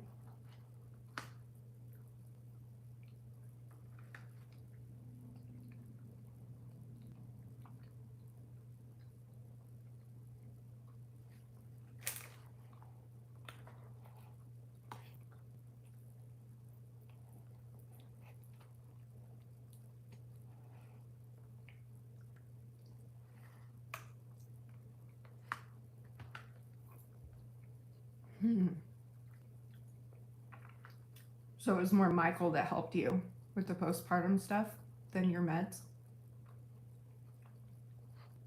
I'm telling you, those nerds.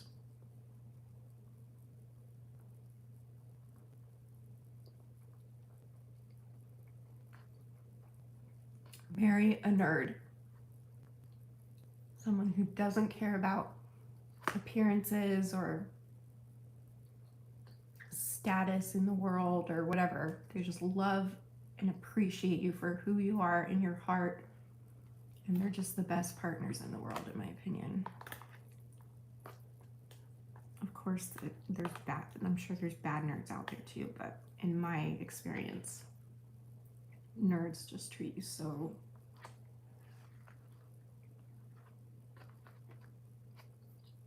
He helped with Alex. Okay, yeah, feeding him, diaper changes. He was able to take off time from work. That's good that they let him do that. He could work from home too, right? Because he had like a computer job.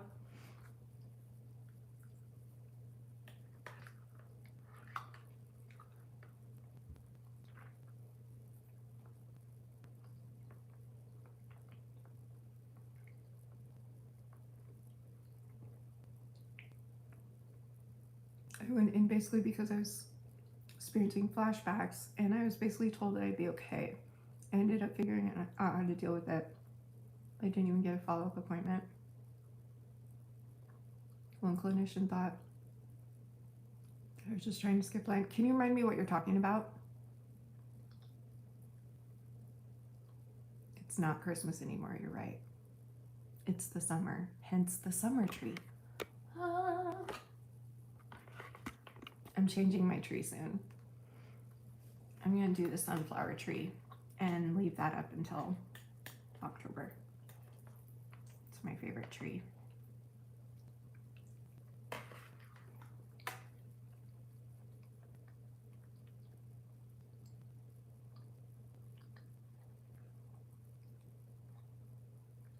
Remind me, what are you talking about, MC? I'm eating tuna.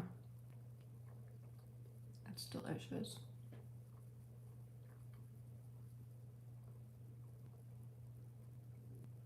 Are you talking about like after you had a baby?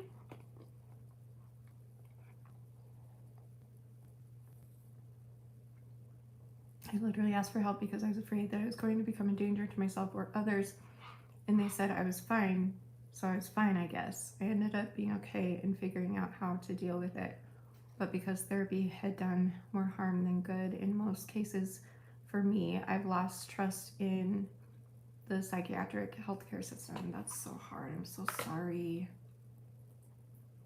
I wouldn't go to them for help anymore because I fear that I would just cause more harm than good. And I don't trust that they can actually carry what I carry and help me untangle it. Maybe they couldn't, but somebody out there still could. Don't give up completely. But I'm sorry that's how you were treated.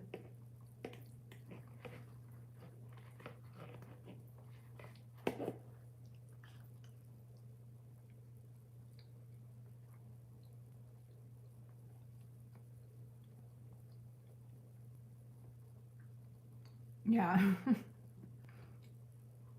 I think I would probably need therapy, ironically, in order to regain trust with the psychiatric healthcare system. Yeah. That's valid.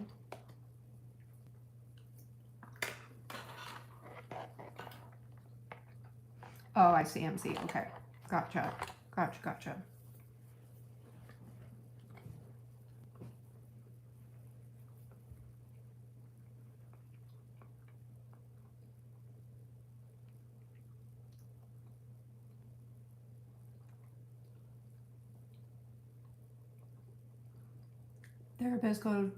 Therapists go to school. They have never experienced trauma.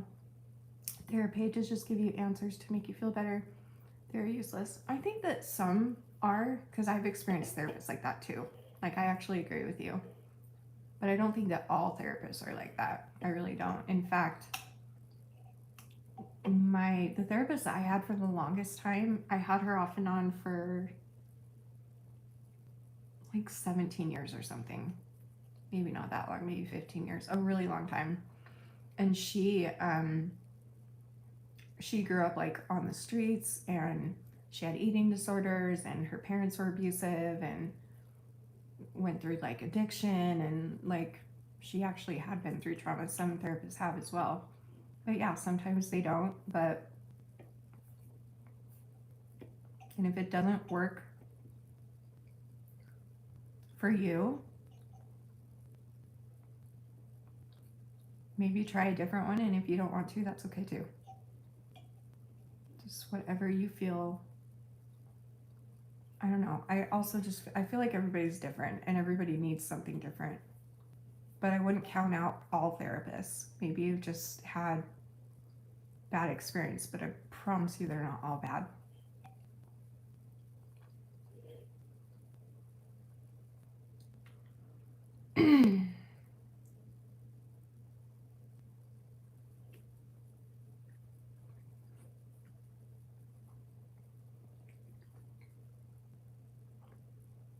It's a career for them. There might be 1 in 1,000 who've experienced trauma. Maybe, but that doesn't mean that they can't help, you know?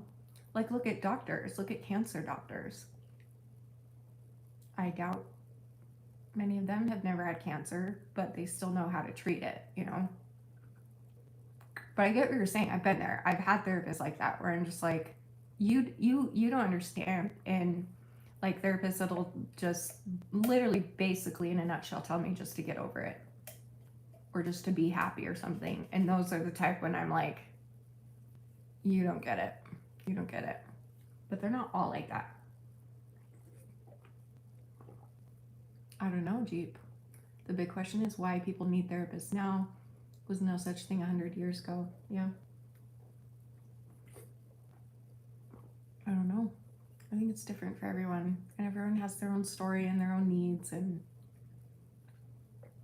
yeah, if you feel that way, nobody's forcing you to do that, you know. But because they went to school for so long, they did learn a lot of good tools to share. And just because someone hasn't been through exactly what you're going through doesn't mean, even if, like, there have been time, like, there was a therapist I saw one time, this was just a few years ago, and I did not like him at all. And it was like a telehealth therapist, like BetterHelp type thing. And I just didn't like him. He wasn't helpful. He didn't even fully understand why I was going through anything. But then one of our sessions, he said one thing, and I can't remember what it was now, but it was powerful enough to, like, truly actually help. It was crazy. Like, he was not helpful, but then just in one of our sessions, just one thing he said clicked with me and helped me so much. So you just never know.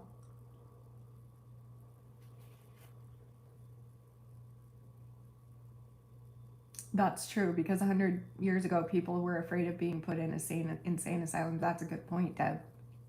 That is a very good point.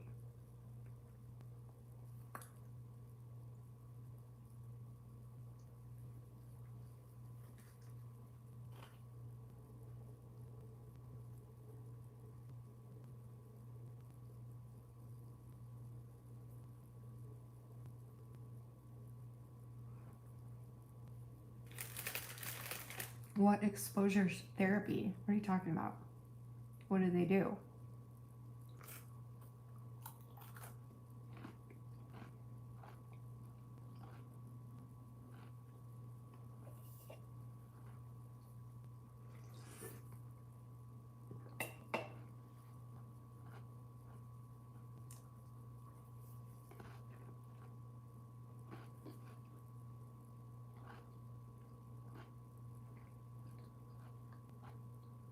I mean, that's true too, Jeep.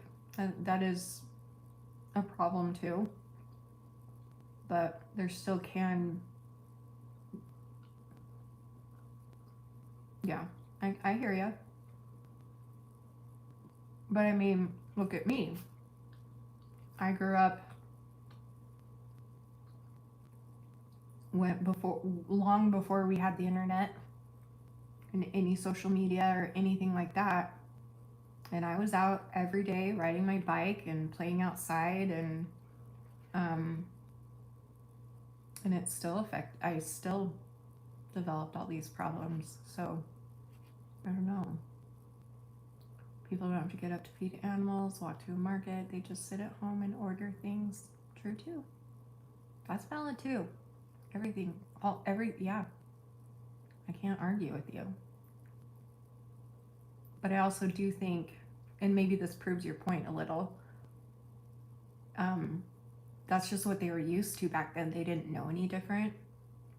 So I actually believe that they were a lot stronger back then, both physically and mentally, because they didn't have a choice.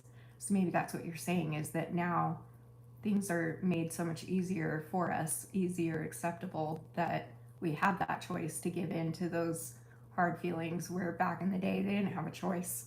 If they didn't get up and do what they needed to do and hunt their food and find their food and whatever, then they would have died. They wouldn't have had any other choice. They had to do it, you know? So yeah. Can you buy me eyebrows? Sure. Thank you. I really appreciate that. I'll send you my my PayPal. You can send me, I think they cost like $750,000. So if you want to send me that, I will totally get eyebrows. Thank you. That's so nice. I did use the 20-minute rule when it came to having urges to purge. Basically, wait 20 minutes and then the urge sort of passes and then gross feeling goes away. That's awesome. I love that. That's awesome. That is very helpful. And that's the other thing. Like, we all got to find our own ways. Like, it's so cool that we can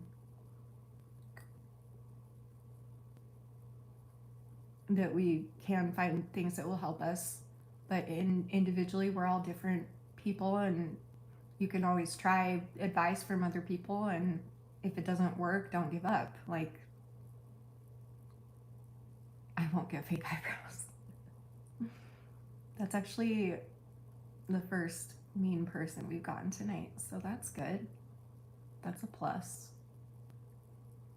Usually there's a lot more by now that would tell me how far apart my eyes are and how gross my mouth and teeth are and my all the things. So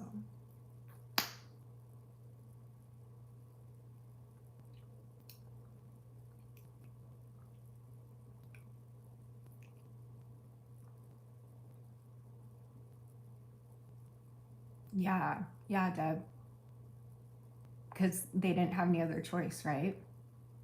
People just thought they were blue years back and were told to get over it, right? And nobody understood the depth of it. So it's like these days also have benefits in that way of because of experiences over these hundreds of years that and dozens of years especially that we've learned more and more, and even scientists have learned more and more about our brains, and chemicals and medications have been created, and it's like that's a good thing too, you know. There's good and bad in everything. It's true, seriously. For me, the damage that therapy has done, I think it kind of outweighs the good little things that I've learned, but I still use some of the tools. It's just I could have Googled these tools. I hate to admit this, but I'm the same way. But that's okay. I still use the tools when I'm in therapy. I don't know, I'd say the last like 7 years when I do therapy, that's kind of how I feel too. I'm always like I had a therapist where I was teaching her about eating disorders instead of actually like working through it. The whole session would be me needing to first of all explain to her what it is and teaching her all about it, and then by the time it was time to talk about it was like, oh, time's up, okay, bye. I don't know. But I also know so many people that benefit from it. I've benefited from it in the past. It's just some of us have a hard time finding that connection, and that's okay too, you know?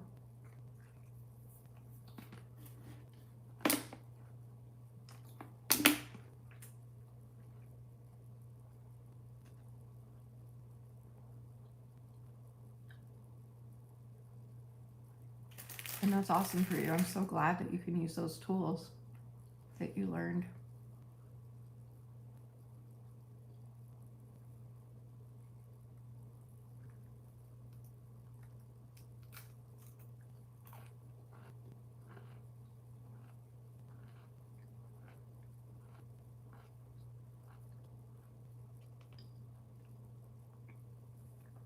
Maybe some, yeah, maybe for you, Jeep.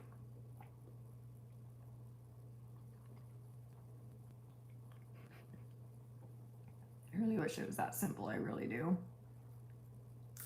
Maybe for some it is. Maybe for you it is.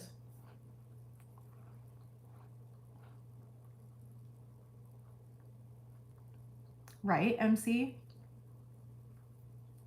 Like, I feel bad. Like she was a great person, but like she knew nothing about eating disorders. So I'd be like, yeah, I'm really struggling with my eating disorder. Oh, are you anorexic or bulimic? Bulimic, primarily. She's like, what does that mean, primarily? And I'm like, well, I don't know. I kind of go back and forth with like full blown binging and purging, or like, you know, anorexia with a bulimia subtype. Or, and she's like, what's a subtype? And then I explain everything, and then because it always comes up in everything. And so anytime I would say something like an eating disorder term, she'd be like, wait, what does that mean? We'd have to stop whatever I was talking about and explain it to her. So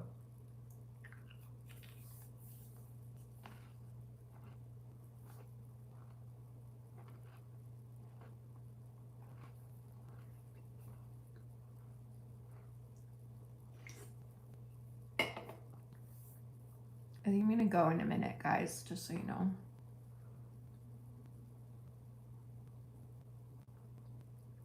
I'm gonna go lay back down. I don't like that medicine they gave me last night. I don't like it. My body feels mushy.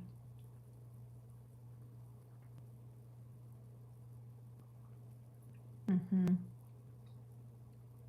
Exactly, MC. Yep.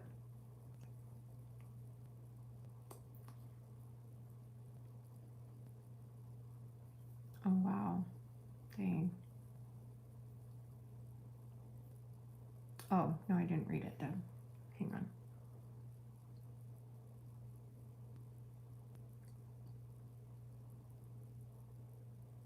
Therapy helped me a lot. I even stayed in a very good mental hospital for 3 months. That's awesome.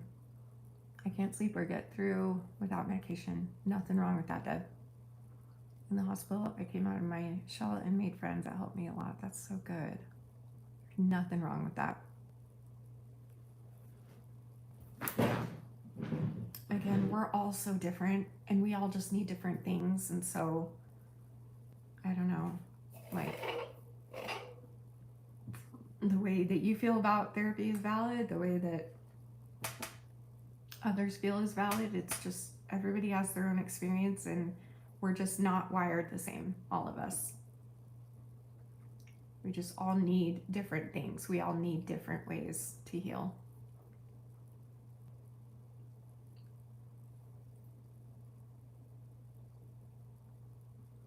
Yeah. All right, I'm gonna go, you guys. Thank you for everything. Should I leave this up or should I take it down and then do a video about my mom?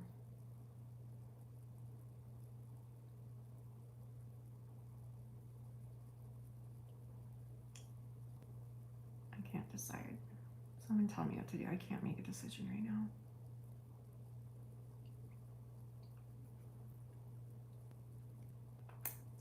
Could be Jeep, we don't know. Very, very possible. Very possible. I don't know if autism is actually on the rise or if it's just more talked about now. You know what I mean? But I don't know.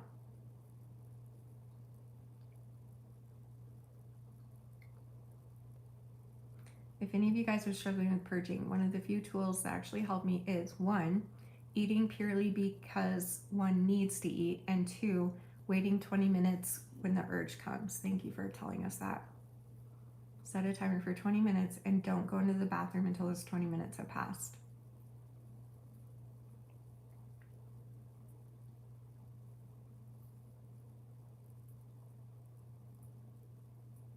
Well, I feel bad for your sister. That's sad.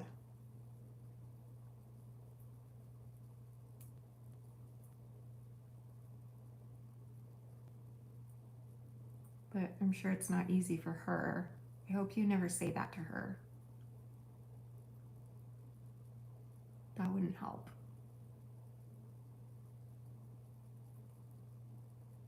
I just think it's more talked about. I think maybe it probably was happening back then too, a lot more, but nobody knew what it was yet. I don't know. Yeah, no one can completely understand it. And also, the autism scale is gigantic. I'm on it. I'm a very, very high functioning. The scale is so big, so big. So I don't think that this is like an all of a sudden thing. I just think that there's just more communication these days because of social media, and so people share their experiences with each other, and we're all learning that, oh, okay, it's not just me, this happens, you know.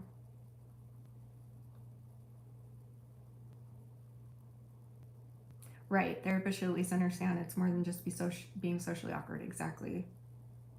And again, depending on where you are on the scale and if you have other problems along with it, it's just everybody's so different.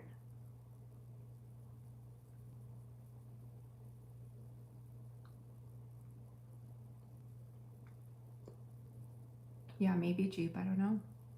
I don't know.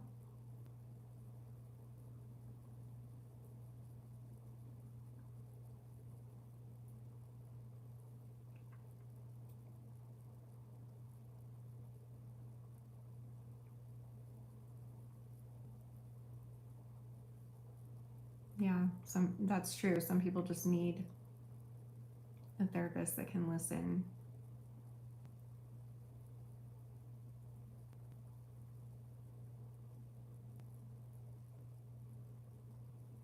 Yeah, that's a great idea, MC.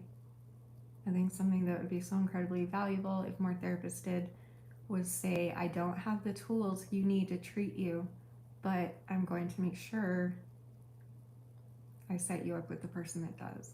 Yeah. What about my mom?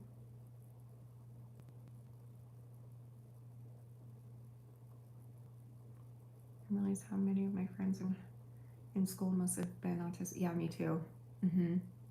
Yeah. I wouldn't have known what that was back then either.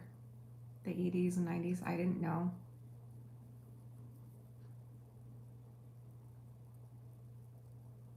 What about my mom? What are you talking about?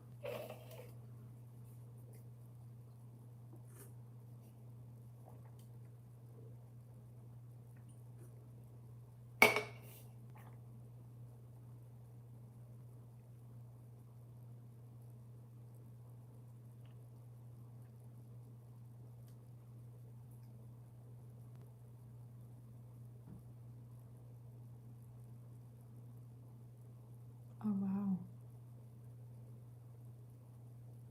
It's crazy.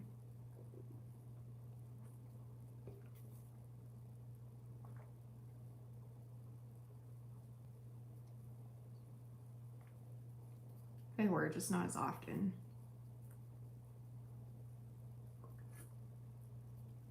And you never heard about it because, again, social media has completely changed our world.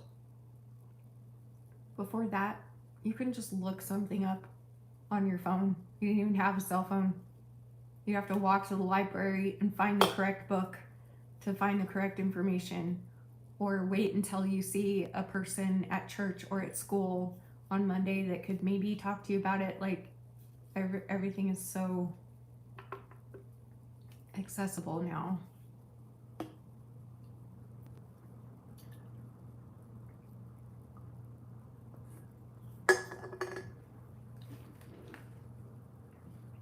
Yeah, it used to be called Asperger's. Right now it's called high functioning or high masking autism.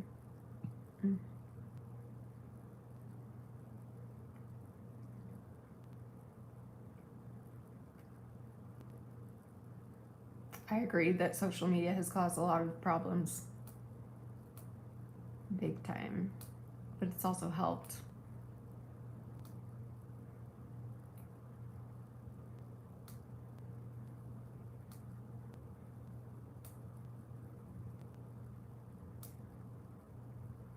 Yeah.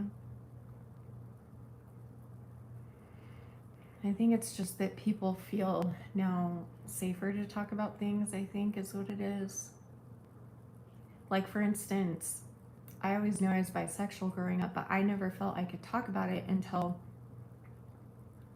I saw other people talk about it and not get judged for it. And so then I felt safe talking about it. Whereas, like, I don't know, times just change and situations change. And I think that kids, the reason so many kids and people are like coming out about things is because they finally feel safe enough to do so. But there are definitely also a big group of people that are just kind of, you know, I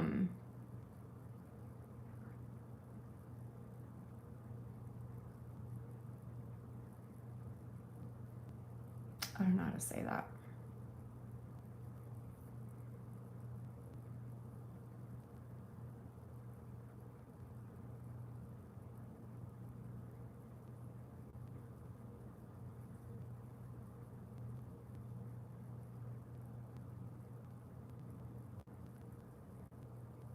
Hi, Joe Chuck.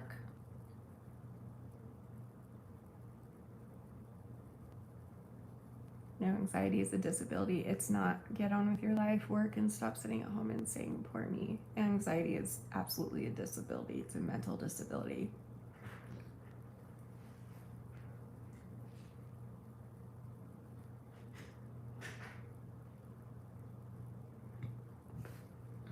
I get what everyone say. Everyone here is making fair points, so that just goes to prove that, again, everyone's different and everyone needs different things, and that's all it is. Yeah, anxiety is absolutely. Yes, it is. Trust me, it is. What is it? Huh? What would you need?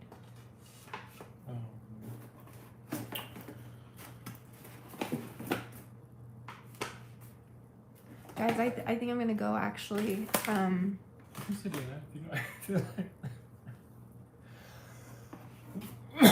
If I can work it with it, so can anyone else. It's so dangerous to say stuff like that. Don't say that. If I can do it, you can do it. That's like the like, we already feel bad enough, people that are suffering with anything, no matter what it is. Like, I mean, how would you feel if somebody said that to you about like your biggest problem that you're going through? Someone was like, well, if I can get through it, you can. That doesn't help the situation at all. You know, you could say it in a different way and be like, hey, I got through this, so I believe you could too. But I don't know. Just be careful. You've been on meds for anxiety for 30 years. Okay, so is that helping you? If you've been on the meds, then that's good that that helps you. Everyone has a different way of helping themselves. I'm glad that helped you.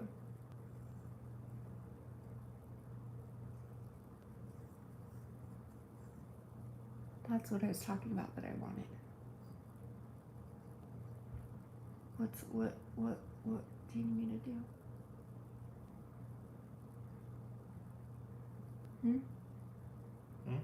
What would you need me to do?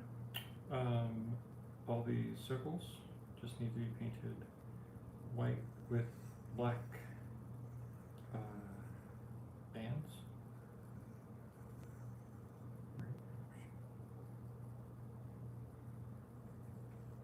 So black, white, black.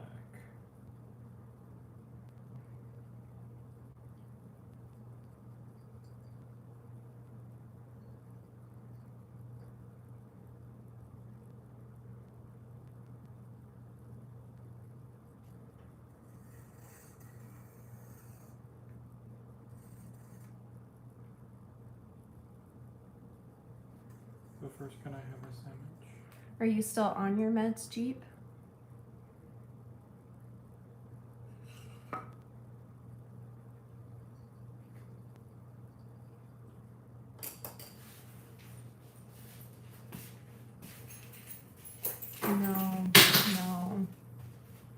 No.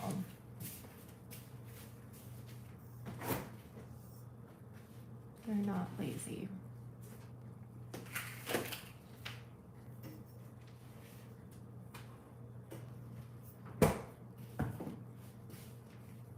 I don't understand, like,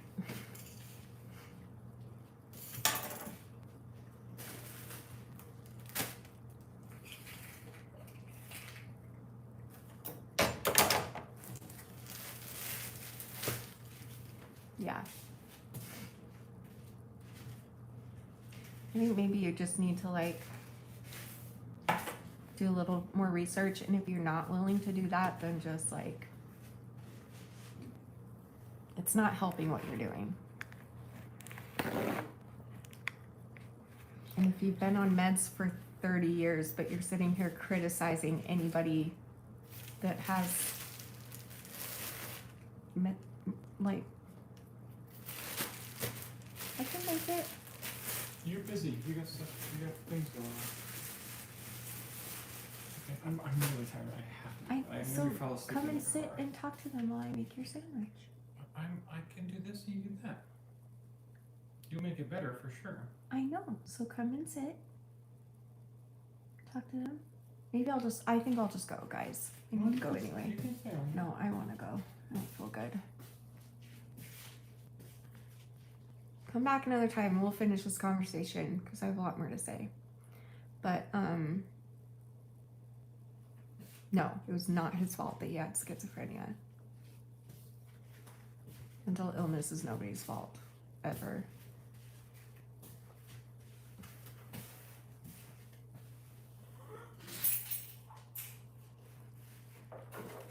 Yeah, it makes you feel left alone when people talk about it.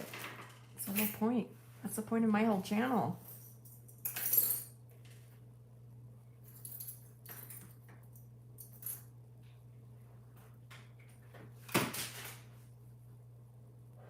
Some people are just really close-minded. It's really sad.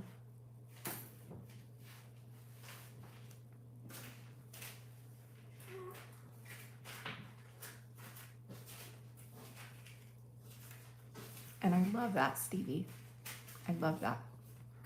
I'm so grateful that you've got things helping you. I gotta make him a sandwich. Let me just do it. I'm gonna make it so quick.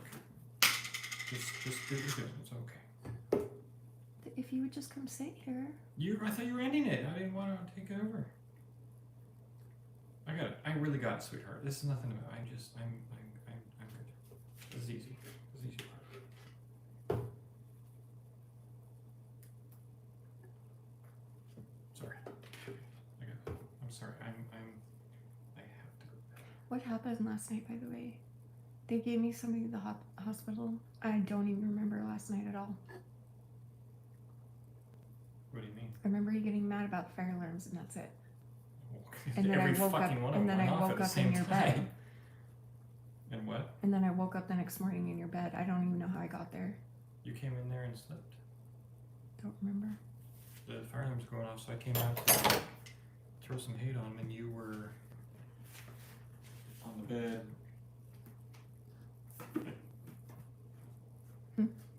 Like you were doing, and then you fell asleep in the middle of it or something. Oh, that's right. You went to the bathroom, and then immediately you came into my room, and I was trying to find the beepings, and then you fell asleep like immediately when I got in there. And you were out on your bed too, like I was shaking. I whatever they gave you. They gave me a benzo. They gave me like Ativan. I don't like Had a it. van? Yeah. I didn't like it. You just sleep good at least? I mean, must have been a pretty good sleep. Deep sleep, right? No. Better than you, probably. Much better than me. So you just unplug all of the fire alarms. I had to. Every one of them was going off at the same damn time. Yeah. I'm You not just need joking, the batteries ones- or what? I don't know what happened. I think it's a system thing. Like one starts going out, they all like go out or something. Just put more than that. Do one more layer like that is what I would do.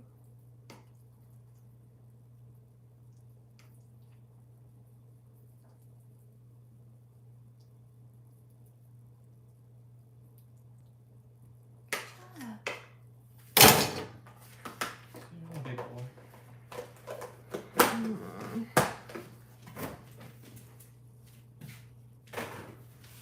Sorry, I'm not Okay, trying to well, be short. Oh, it's okay. I think I'm gonna go, you guys. Sorry, I know we're like in the middle of discussion, but I really need to go lay down. And it be done. Come back tomorrow, because this is a good discussion. Maybe we can talk more about it if you guys all come back tomorrow.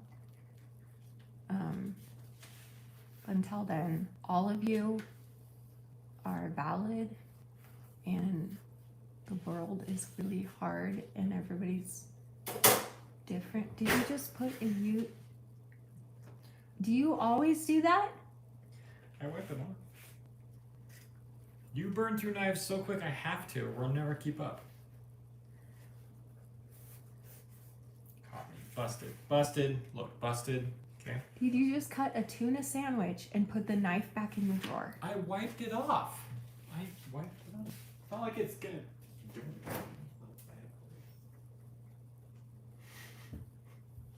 I'm very tired. Okay, I don't care. Then put it in the sink. That's easier. No, because then I have to do them later. You don't do them. I do Oh them. my gosh, it's a knife.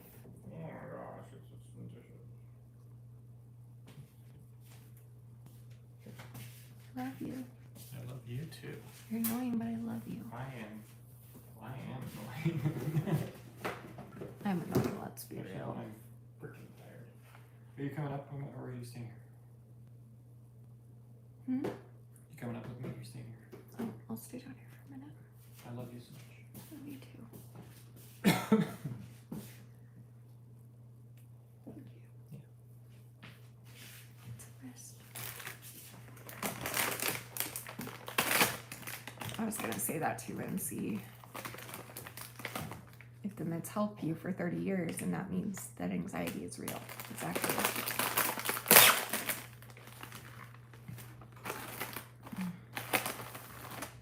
I just don't think it's ever good to compare, like, I don't know. I don't know why I look so familiar. Why do I? I don't know. I was just born this way. I was born looking familiar. In my hair. Anyway, oh shoot. Nope, just Danny. Yeah, they're for amazing people who need it. There's nothing wrong with that. I hope none of you feel. There just are, some people are a little closed-minded about these things, and they only go based off of their own experience, and it's just not realistic to think that every experience is the same. So yeah, but you know what you need. You and your doctors and your therapists, you know what you need. So yeah, very close-minded. I believe that, MC. Yeah. Exactly. Yep.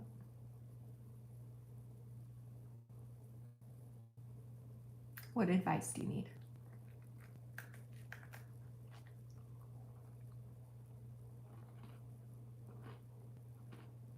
This one feels more projection than trolling. But he's like gone all of a sudden, so.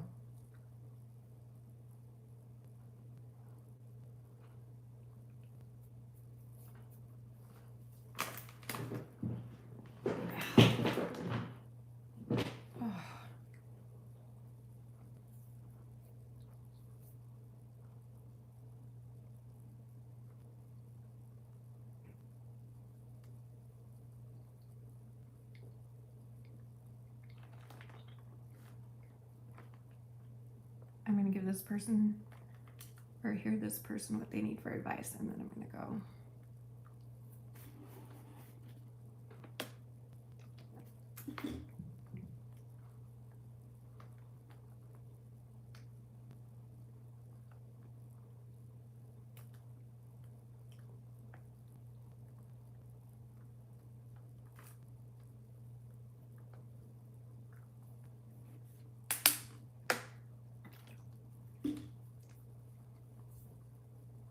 Oh, I've actually been there before. Aw. I went to the ER today, and I feel like I was mean to my nurse because I was in pain. Do you think it's weird if I send flowers to them? I'm having anxiety over this, and I just feel bad. Been there, girl. It's the worst. I mean, I'm sure you could, or you could just like write a note. I did that one time. I went back to the ER, and I just wrote them a little note. I'm not kidding. And I apologize for being so short. And I gave it to the receptionist to give to them. And this was years and years ago, but the next time I came in, one of the nurses there that knows me was there. She was like, just so you know, we are so used to people being grumpy when they're in pain. Even the nicest people in the world, if they're in enough pain, it's just how it is, and we get that. So I guarantee that they aren't internalizing it as much as you are. Like, realistically, maybe they're like, oh, that girl's kind of a bitch, but in the same breath they would say, but man, I would be too if I was in that much pain. You know what I mean? So I don't think, but if it's for your sake, you could send them a flowers, or you could just go leave a note or leave a review or something. And yeah, you're welcome. Yeah. And that's something I always talk about with nurses too, because I go there a lot. I always ask them, like, do people ever mistreat you? Like, how often does that happen? They're like, all the time. But when they always say, but that's because that patient is in so much pain. And so they're kind of out of their mind. And like, we can see that they're just out of their mind and they're just kind of delirious from pain. So they see it all the time. Happens all the time. Am I too young to be on here? How old do you think I am?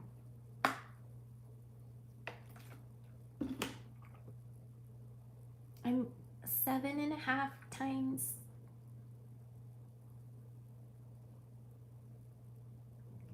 A lot of that. More of it.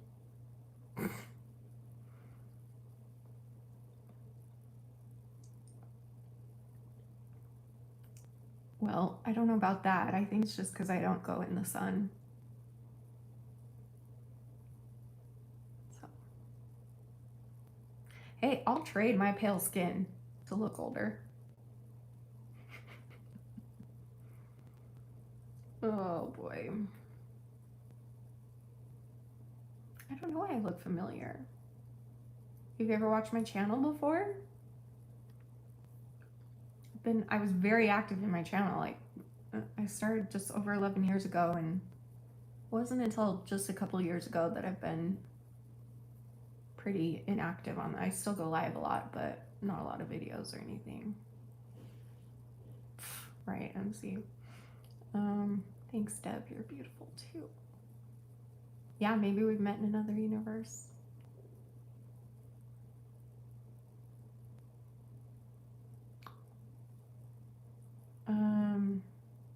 Back in the day, they were usually around 15 minutes, I think. I've made thousands of videos, so I was never the type that would make like a 5-minute video. It was always, you know,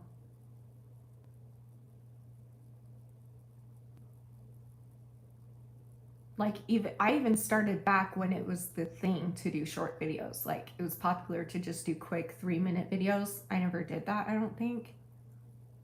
But that's because of what I was talking about. They weren't just fun videos. They were also like talking about mental health and eating disorder awareness and all that stuff. So I know, Topic Tuesdays. I miss all of it, and I wish I had the strength and the mental capacity to do what I used to be able to do.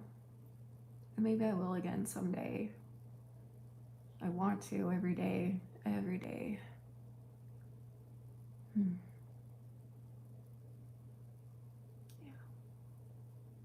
I am sleepy. I'm gonna go. But I love you guys. Thanks for hanging out, and I will see you when the time is not this time, where we can reunite in glory together. Hang in there, not literally, and remember forever and always that you're beautiful, you're worth it, and I am too. I love you guys so much. Have a good night.